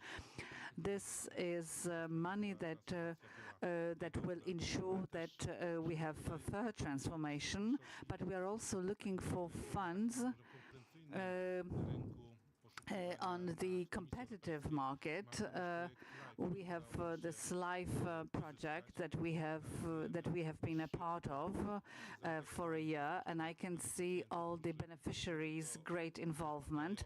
We not only talk about how much we need it, but we are also involved in handling our tasks. We have been meeting quite frequently during this year, and we have good ideas that we're trying to implement. So this is the direction that we should take. So strategically and in a well-thought way, yes. But we're talking about the information, the results, and the involvement of people from Eastern Wielkopolska. This will be then showed in other regions as a model. But also we have excellent partners abroad, and also there's the ministry that will be definitely helping us, and so we will be supporting each other, because whatever we work out in Eastern Wielkopolska will be available in Wielkopolska, even if there is no lignite in the other regions, but the problems are the same. Thank you very much. When you talked about the ideas, you looked at Joanna Furmaga from the Polish Green Network. I would like to ask about people. Can you see the human aspect? of people who after 25 years may not be ready to be requalified, and people who will not appreciate an information leaflet. Can you hear me? Yes, great. Well, thank you very much for this question, and let me give you some introduction to why we are here in this process. For many, many years, we have been involved in preventing the climate crisis, because all this goes down to climate crisis in the spirit of a just transformation, and we have been saving the climate for people, for ourselves. So no one can be left to their own devices. Therefore, the slogan "People and the environment," this priority is our priority. This is our way of thinking. And indeed, since the very beginning, when just transformation was not really popular, we would go again and again to Brussels, and we wanted Eastern Wielkopolska to join the coal platform, because at first we were talking only about Silesia. We tried very much to activate various stakeholders. And today we're in a different place, and on the one hand it's very rewarding, but on the other hand, now real problems are starting, because now people will be affected by the aftermath. Well, actually they have been affected, because some people have been laid off. We're talking about different stories. Not all of them have ended up in living happily ever after. But let me draw your attention to one thing. The fact that we have been focusing so much on helping people who may be left to their own devices, and that there's been so much effort on the level of the government, the region, and the EU. This is all very fine, but it is very important to approach it not as just mending something from time ad hoc, but thinking that this is something developmental. So I'm talking about a vision of green welfare. I think it's very important to show that we do not only try to save our butts, but also that we keep going forward, that we have got all these opportunities. And for this to happen, one of these strategic goals mentioned by Professor Hurski, an informed and active society, I think this is the centerpiece of the issue. I'm about to finish. What is the problem? What is the change all about? It's not only about exchanging coal for renewable energy, possibly hydrogen. I think that the world is too complicated for us to rely on the traditional roles of institutions. What we need is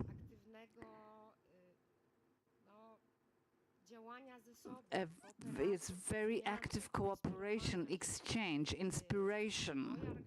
My organization has been involved in different international projects. We go to other regions, other green regions. We inspire each other. You here represent the basis for the change. On the one hand, you are closest to people. on the other hand, you can apply for EU funds. And now, excuse me, just a gulp of water. We have many EU funds around. We are all very happy about it. We are very happy that the National Reconstruction Plan in the funds related will be released. We have 2 years to make use of this big money. So now we are facing the problem of how to spend this big money in an effective way and quickly. The National Reconstruction Plan includes the green transformation of cities. This is an offer for you. We're talking about 8 billion euros. Okay, it's a loan, but the terms are quite favorable. So this is one of the things that I would encourage you to take a look at. But for these projects and these actions and these funds to be well used, so the former model, it's only the NGOs, it's only the local government. This is no longer true. This no longer works. We need to learn how to work together, how to obtain synergy, and I am quite sure that we have all the data and the means available for this to work, and I believe it will work. Which of you represent the local government? I think that this room here is good proof that the cooperation is gaining in strength. Professor Hurski at some point mentioned the development of big cities and the disparities between smaller cities and towns. So now Jakub Gwit, who is the mayor of Powice municipality. Well, let me also refer to the introduction by Professor Hurski when he talked about support that is area related, area focused. This is very important to the questions that we are trying to answer here. Powice is a small country commune with a very small number of regular residents. We have 800 households, but 1,300 recreational houses, topped with a huge army base.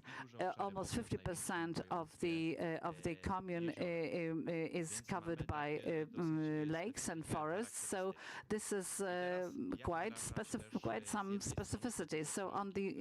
So how do we engage all the big funds that we are so happy about, and that certainly are an opportunity, because I can see when it comes to supporting climate neutrality, I can see this direct way of investing in the energy effectiveness of the buildings in the commons. So you start first and be an example, but also in an indirect way by supporting various subsidy programs related to the Act on Environmental Protection.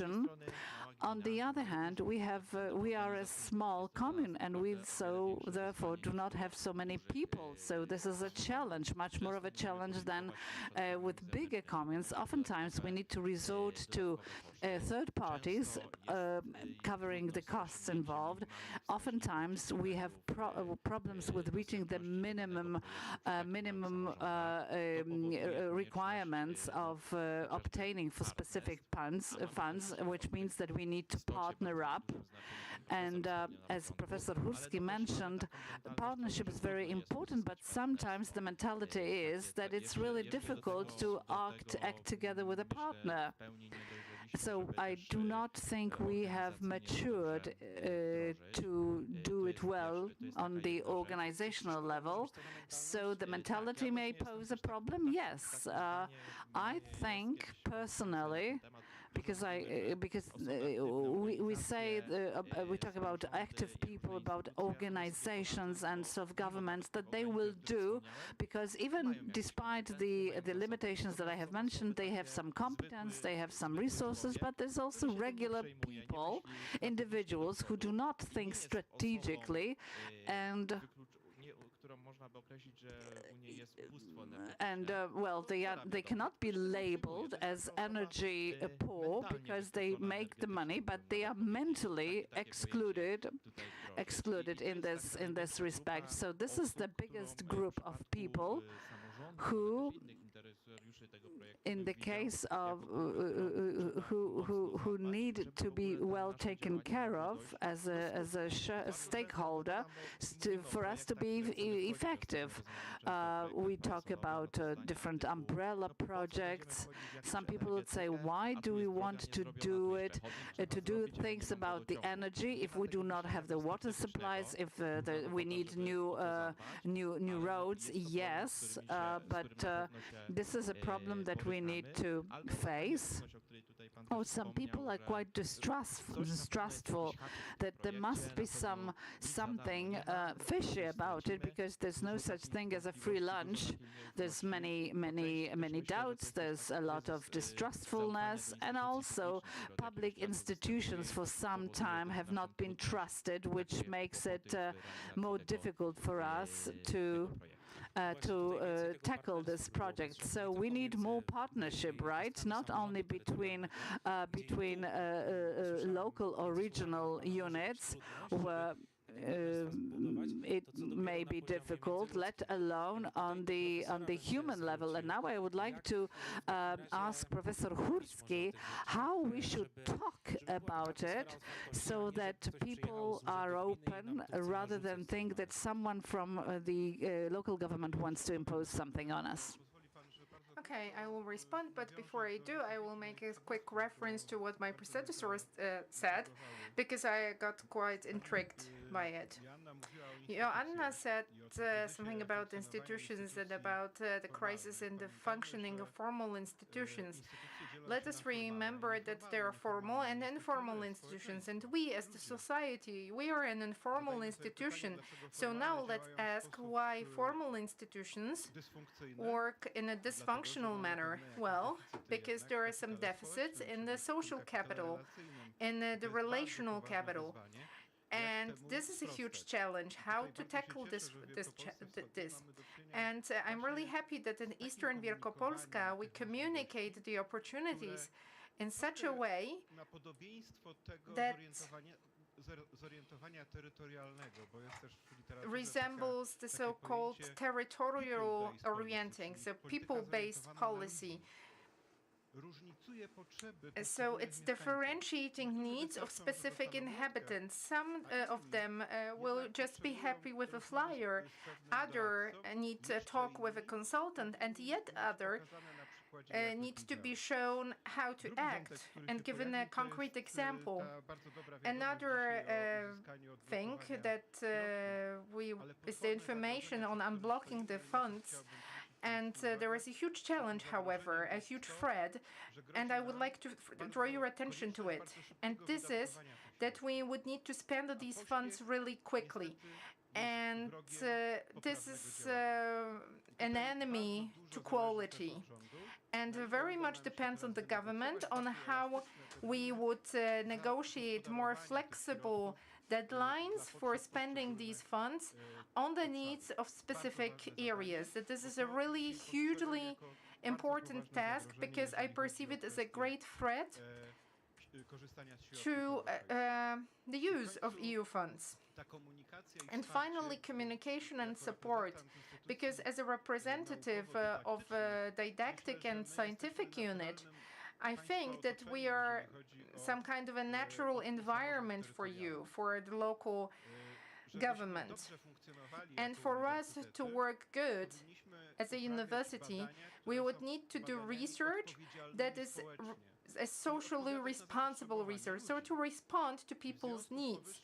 And therefore, building synergies, building partnerships is very important. And I think we can use the example of the Powiat commune strategy, where when we know that this is a small commune, that the resources are scarce, we organized some labs, workshops for the students, and together with the students, we helped to develop a development strategy for this area. So there is also an opportunity to build on partnership in this way. So communicating consequences of climate change and the needs to act in this area, I think that this is really of key importance, because now we are facing a civilizational threat.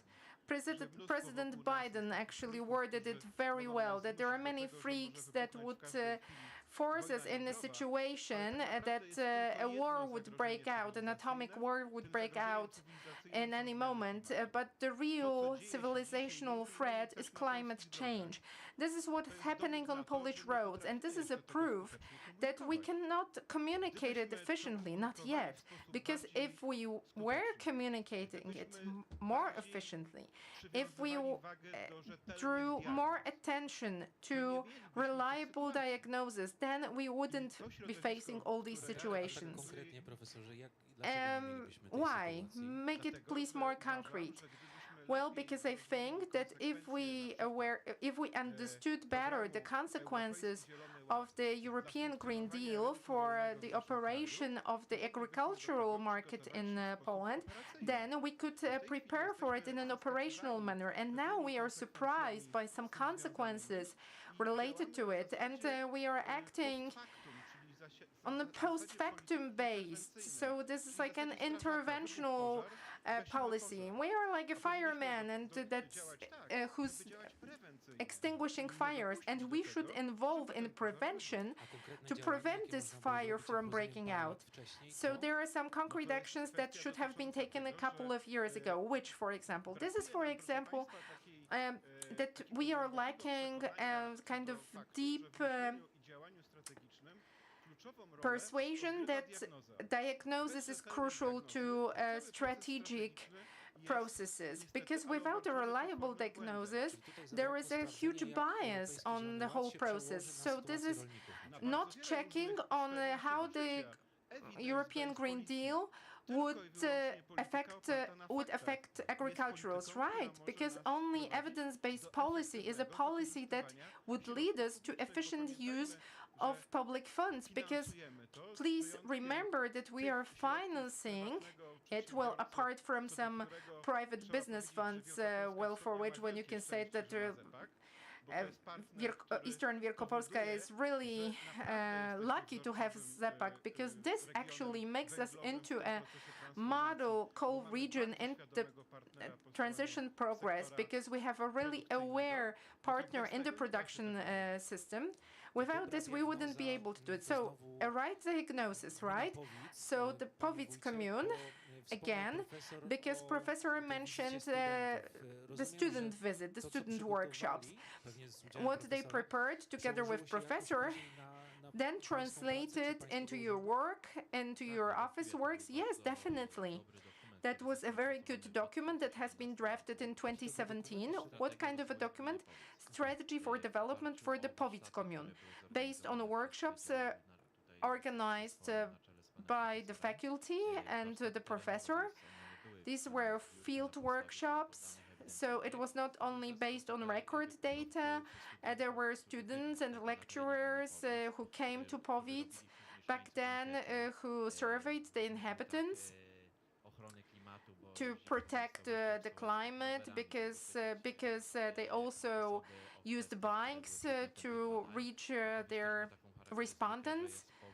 And Powiat is, the very town of Powiat, and then several 9 villages.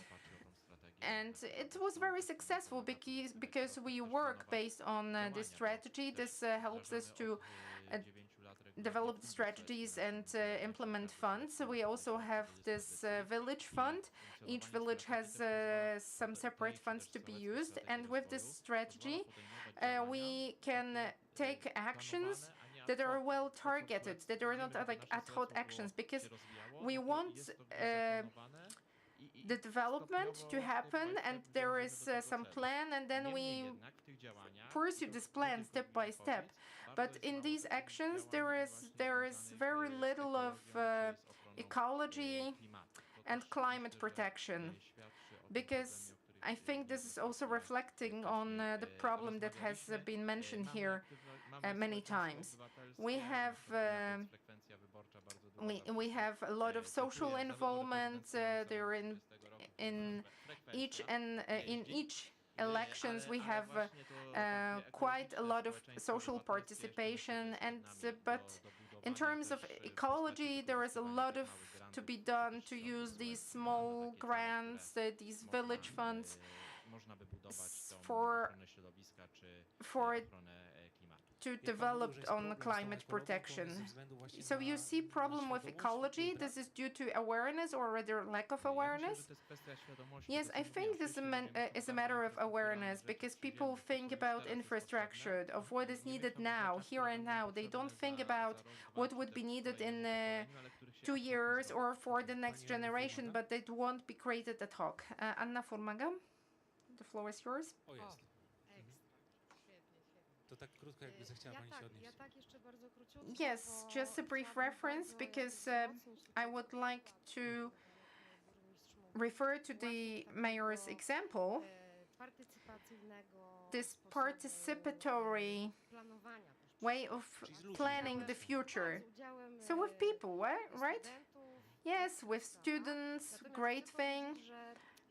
But what I want to say is that we are preparing, and we want to show you as the self-government a kind of perspective for working on a strategy to reach climate neutrality at the commune level. So a roadmap, decarbonization plan, because this is exactly the moment, I think. So at the lowest self-governmental level, right? Yes. And so there is something concrete. We are starting another program, international program, Repowered Regions. This is for coal-based regions, and it is about supporting. This is an international project with various regions all over the Europe participating. It's about supporting specific communes, and we started cooperation with the Kleczew commune, and I think it will be inspiring for other self-governments. It's not the first initiative like that in Poland. What will we be doing in Kleczew? We will be trying to work out in a participatory manner a kind of work roadmap to reach climate neutrality at the level commune. At the commune level. Yes, we will include inhabitants as stakeholders, because I think that this is really the future in terms of access and searching for funds, applying for funds, because I think that strategies and roadmap like that, they will be some kind of open door for easier access to EU funds, the funds that we've mentioned here. Because there are many of these funds, but we have a trouble in how to invest them in an effective way rather than just spending them quickly. And because I'm a member of a monitoring committee of the operational program, and I also fear that, well, a couple of weeks ago, there was the second monitoring committee for the operational program, the first one with the new government.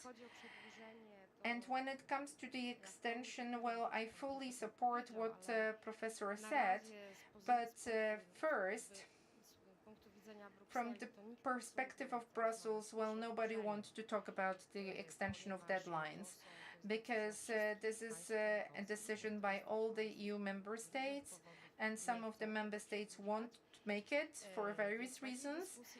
So this discussion on extension of deadlines is not yet there, but we hope that once we approach 2026, not only in Poland, we will see that there is some trouble in spending the funds, then maybe the pressure on the Commission would rise and something would succeed.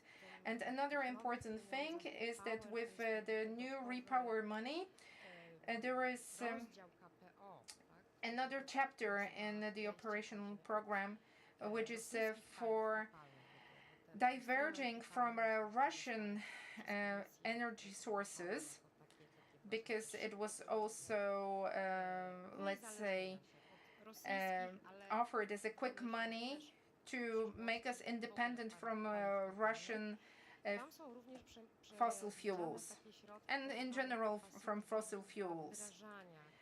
There are some funds also provided for the self-governments, quite substantial funds and subsidies. And these are not about infrastructure, because there are many investments in infrastructure, the green instrument, the green transformation of cities, or Phoenix, and the regional funds and the just transition fund. There is a lot of money for infrastructure, but I think what is important are funds for consultancy, so for human resources, right? Yes, for process management. So the social sphere in general, yes, the social sphere, the social dimension, but also the technological dimension, how to get prepared for the transformation. Yeah, kind of, familiarizing yourself with the technology. I just wanted very much to tell you that, so that you ask more questions to the Ministry of Funds. I have once heard that when it comes to infrastructure, the EU is very much for it. There's always enough funds, but when it comes to investing in people rather than infrastructure or objects or fixed assets, there's room for improvement here. Maciej Sytek, if I could ask you to refer to to participation, do you put the emphasis in your programs? We emphasize participation in general. I do not quite agree to what I've heard during the panel, that people are not aware, that's why they do not want to agree, and so on, and that they need to be educated. And again, we go to the level of the talking heads from Warsaw who say everybody's stupid, we need to teach them because they don't know what green energy is, and so on. Well, I think that people are very aware, but we need to ask them and let them express their opinions. I once read that a coal miner in Silesia, in his free time, created a bench that would eat up, so to say, smog. It would absorb smog. So he knows about the smog, but he works in the mine because this gives him sustenance. He can support his family. The same holds true for miners in eastern Wielkopolska or wherever. People are very aware. And as Professor Hurski has said, we need to look forward. When in Poland we announced the programs about the PVC panels on the house roofs, hundreds of people have done it, and we have blocked. We had too much capacity because nobody had foreseen it. There's not enough of social participation in business, NGOs. Trade unions. I think, of course, trade unions, NGOs, we, academia, we are aware enough to say, okay, let's make a green revolution, and it's gonna be cool. And then we go to ZEPAK, and people tell us they need to support their families, they need to work somewhere, and we have nothing to offer them. We say we are closing it down. CITEC comes and says we need to close down the mine because for 70, 80 years things were all right, but now we come and say you're bad. You're just bad guys. And they say, what has changed? And we say, the climate has changed. What I mean is that we need to get involved in a dialogue. When we ask these people, when the Green Deal concept was originated in Europe, did anyone ask a miner or a farmer about their opinions if they wanted? No, nobody asked, because someone came up with the idea, because it's a necessity, but it was not underpinned by a dialogue. I think in Eastern Wielkopolska we have managed to get involved in a dialogue. Together with the Marshal's Office, we have introduced the awareness. I'm talking about these climate advisors. They do not talk to people as the smart guys, but they say, okay, you can benefit from it. There is a benefit from it for you, and also the climate will benefit. And if we speak a simple language because they will not understand, people will be in opposition. Has anyone asked us? No, we don't want to. So it's a natural resistance from something that is being imposed on you. For example, I listen to the opera, and someone listens to a very poor music, Polish music. I am not inferior. He is not. I am not superior. He is not inferior.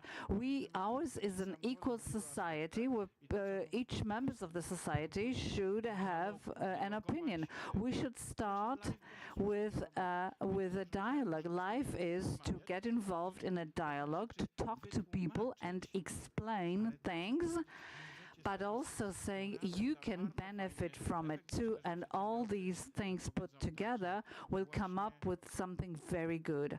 I think entrepreneurs will say my clients' needs are most important, so I need to accommodate to them. This should be our motto too. Thank you very much for all the conclusions, and we all are responsible for the government, for different organizations, institutions.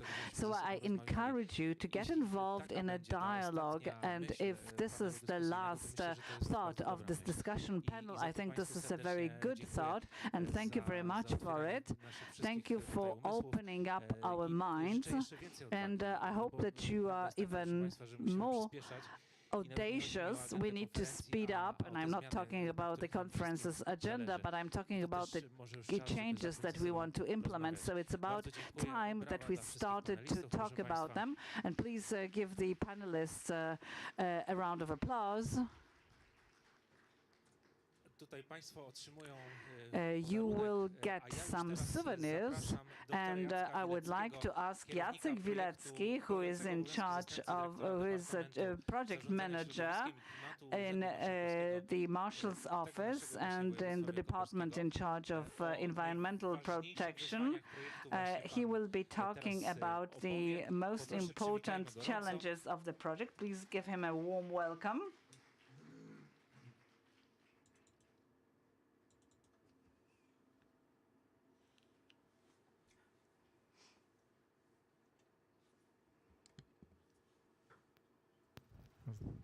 Dzień dobry, witam Państwa serdecznie. Good afternoon, ladies and gentlemen. This was an excellent debate. And so I could sum it up by saying that the LIFE project will have to combine many viewpoints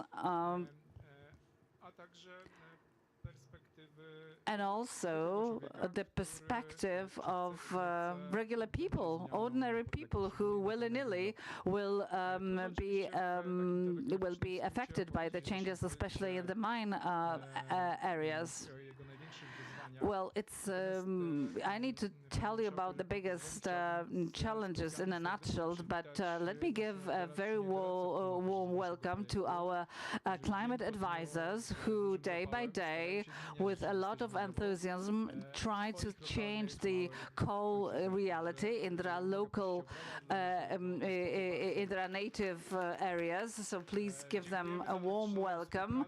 Thank you very much for this excellent cooperation, ladies and gentlemen, advisors. You know this is an ambitious task, and it connects with the climate strategy in Eastern Wielkopolska, which is of key importance by 2030 and then by 2040, when Eastern Wielkopolska is supposed to be climate neutral. It's a huge challenge, but also a huge honor, because according to our knowledge, this is the first document that we have created in the country, and we would like to thank all the local governments and all the partners. This is of special importance now when the European Commission and Brussels in general tell us that the climate goal is going to be more ambitious, and we are going to exclude 90% of CO2, which means that owing to our climate advisors and our partners, if we achieve this, it's going to be a huge success, and it will be an indication that Wielkopolska is capable, that our organization, planning and implementation are our competitive edge and a model to follow by other coal regions or lignite regions. Let me present to you our visualization. As you can see, we want to have green Eastern Wielkopolska and green Wielkopolska in general. We want to exclude the back part. This is a part of our history as a region. We want Wielkopolska to be green, but also as a result of the project, we want to use renewable energy, the wind, as you can see in the blue part, also hydrogen energy, also symbolized in the color blue, and renewable energies, and our internal energy of Wielkopolska marked in orange. This is our organizational skills and great cooperation with all our partners. As for the project itself, we have been following the climate neutrality strategy for Eastern Wielkopolska for 2040, and we have two goals by 2030, and that is limiting greenhouse gases by at least 55%, and the second goal would be the share of renewable energy in the total energy consumption increased by at least increase to at least 32% by 2030. When it comes to the major challenges, this is the management system. We need to start planning, and this is what we have been doing gradually. We introduce plans that are integrated on the local and regional level, so that we can obtain data, and that this data will be fed into an IT system that will allow us to focus on the areas that need assistance and will speed up the transformation. Another important element that has been covered by the panel, that's social acceptance. We do not want to leave anyone behind. We want to be inclusive. We want to have an inclusive economy, and owing to a network of climate advisors, we want these changes to be introduced on a local level and supported by us. Of equal importance is transfer of knowledge to the local governments and to businesses and to different organizations, and I would like to thank the Ministry of Environmental Protection for their support and for obtaining complementary funds for our projects. Speaking about complementary funds, this is a very ambitious project, but it's quite realistic in the face of it is possible in the face of the funds from the National Reconstruction Plan being released. This seems very likely, but initially we have obtained 52 million zlotys, and we are talking about only about money spent since early 2023, but we need 3 or 4 times more. Of course, we will also resort to our climate to complementary funds to sponsor our climate advisors. We assume that European funds will support us largely, and we are also counting on the support of science and when it comes to implementing new solutions, not only hydrogen-based, but also solutions that would speed up the entire transformation process. As for the transformation, the emphasis is placed on sectoral transformation, so we will be focusing specifically on the municipal and residential sector, on transport, and in cooperation with our partners, our climate advisors, we would like to change the heating system for good when it comes to the municipal and residential sector, and we will resort to decarbonization, energy efficiency. We are also integration of renewable sources of energy. We are at the dawn of mini car sharing. We want to encourage and to be the driving force that changes people's attitude to electromobility, and I hope we will succeed soon. We also, through consultancy and training, we support entrepreneurs, and we hope that as a result of these trainings conducted in Konin and Poznan, we will achieve lasting green changes in businesses, and we would also like to stimulate green small and medium-sized companies. To make our task a little bit more difficult, but also to have something to boast about, we would like to stress that together with our whole design project team, we want our solutions to have some implementative power, but also to be standardized and replicable in terms of management or sourcing funds. And we want this to be applicable to all the coal-based regions, both in Poland and abroad. And also, in cooperations with the Łódź region, we want to work on solutions related to greenhouse agriculture that will probably play a great role in post-coal areas. And there is also a potential to implement this in Wielkopolska. We also plan for replicating our solutions in 2 coal regions in Bulgaria, with the support of our foreign partner from Germany, the University of Flensburg, and Coal Exit Research Group.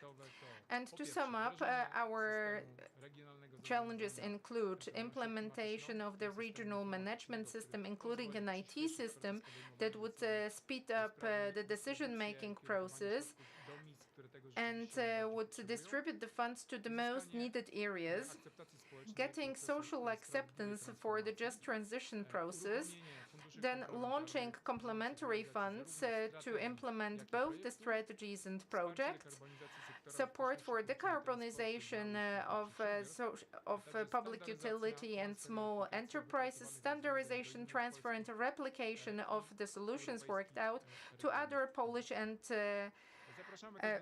international regions. Please familiarize yourself with our project and its assumptions. Thank you very much. You are also welcome to contact us. Dobrze usłyszałem, że mini car sharing? Mini car sharing? Yes, we do plan for a mini car sharing. We just received information yesterday on our electrical cars. So we'll also be implementing electromobility solutions for the climate consultants. This is really interesting. Jacek, thank you very much for this information. Now there is time for a summary. The member of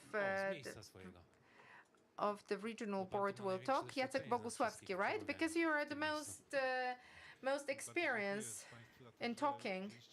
Thank you very much for your participation in this conference. This is the second Council on Climate Neutrality, and I really would like to thank to all those who spoke up and those who responded to questions, because there were some surprises. So I also hope that this mode of conferencing was also pleasant to you. That we planned the first meeting in Konin because this is where we are most active and where we have most people who need to travel to Poznań. And we are also happy that we could have visited you, and now we are happy to host you here so that we could talk about Wielkopolska Road to Neutrality.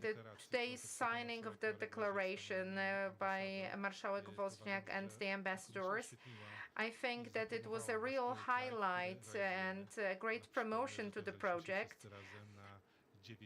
And well, we've made a commitment for 9 years, and our climate consultants who are with us together, where we are really happy that you respond to our requests for sharing information, experience, and the information on the money that we've just received. And I hope that we just got this today, and I hope that you will be able to help the economy to spend this money in an efficient way. And I would also like to thank the professor for a kind of introduction to the discussion, but I also like to say that we really count on all the researchers. We as self-government, we really cooperate with all the universities and research units in Wielkopolska.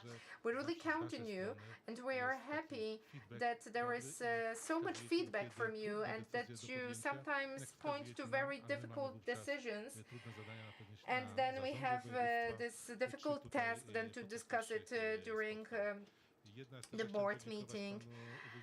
And I would like to also ask Jakub for this mental exclusion, energy exclusion. I think this is a great term, and I think that we will manage to convince those people that they will change and that we will have less and less of them. And I hope that we will keep on cooperating, sharing information, knowledge. I've seen a nice place where Mr. Lądka with two mayors from the north of Wielkopolska sat together, and they just kept on talking and exchanging information. And I think that this cooperation will just keep on going. Thank you for your presence, especially to the Department of Environment Management,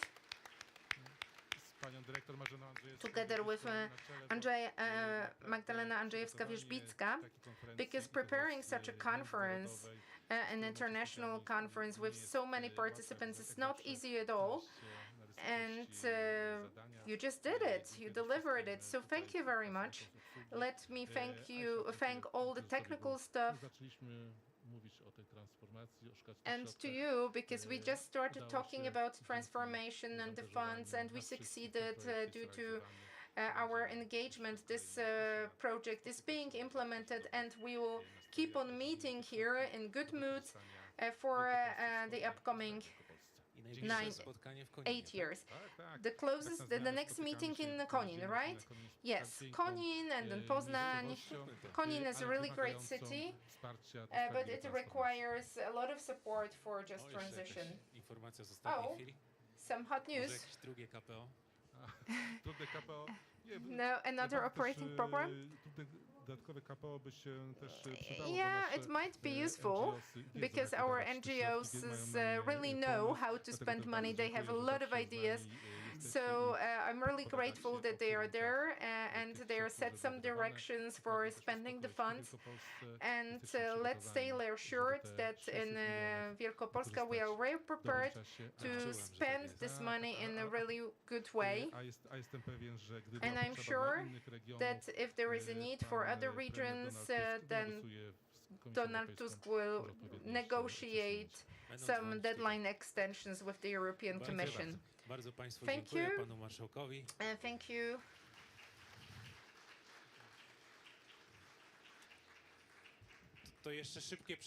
So just a quick reminder. Who didn't get the coffee? A lot of people interested in a lunch break. I think that coffee is still being served there. Thank you very much for all the engaged parties. Thank you for your invitation, and thanks for the WTK television for the transmission, and to the interpreters. Have a good day. See you in Konin and maybe in other places as well. Let's applause.